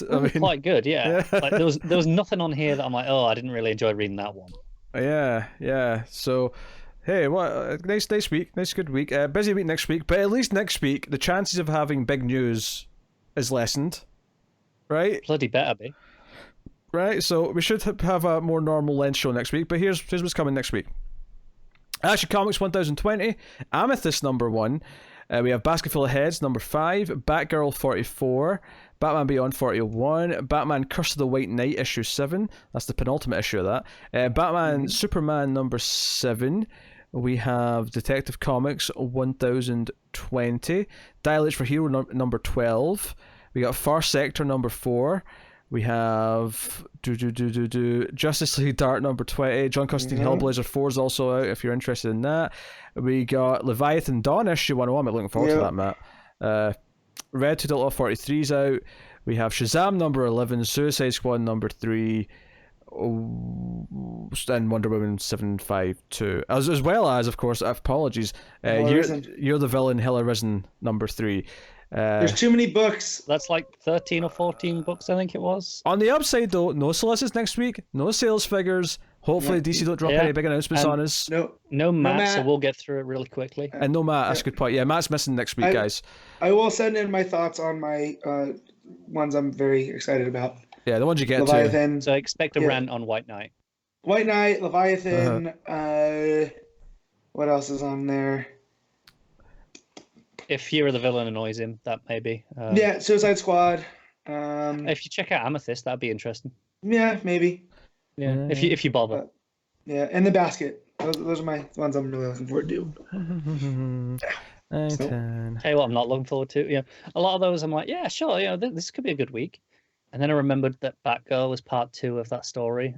Yeah. I mean, that'll probably suck. But I've got 11 books by my account. Plus, I need to read Red Hood again this month. And I also have American Vampire to read next week as well. So hey, just all books next week. There's nothing else but books. Just books. Just a long short books. But that's okay. So there we go. That's what's coming next week. So this has been episode 195 of the show. By all means, let us know what you thought of the various books we talked about, and definitely give us your thoughts on Dan DiDio's exit from DC. You can get us on Twitter, of course, at DC Comics Podcast. You can support the show by rating the podcast on Apple Podcast. Give us 5 stars in a review. It helps more people find us. You can also support us, of course, financially by going to patreon.com/MailFuzzTV and supporting us there for as little as $1 per month, and that'll get you some bonuses. The $5 tier specifically, though, you do get early access to all of the comics podcasts. That's Comics from the Multiverse, previously in the Multiverse, which, the new episode of that went out this week. Me and Connor working our way through a classic series. There's a new vote up as well for the 7th slot on that show, so make sure you do that. It's also in the $5 tier if you're a patron. So go and have a look and see if you're interested in all that stuff. And do the usual things on YouTube, like and subscribe and ding the bell, all the usual jazz that we always say. So you can do all that, and of course you can check out other content that we have. We mentioned previously in the Multiverse that I do with Connor, where we do the old runs in DC Comics. But check out other stuff we do as well. If you're interested in movies or TV shows or whatever, we do have like a horror movie podcast called Screams After Midnight, and there's also the science fiction movie podcast, The Atomic Cinema Experiment, and The Ace. Both of those might be something you're curious about. You can find them on our YouTube channel, or they'll all have their own podcast feeds. But that is pretty much us. That has been episode 195 of the show. So thank you once again for watching or listening. We always appreciate it. Keep reading DC Comics, guys, and remember to never get lost in the Speed Force. And I'm telling you that Immonen, he can draw.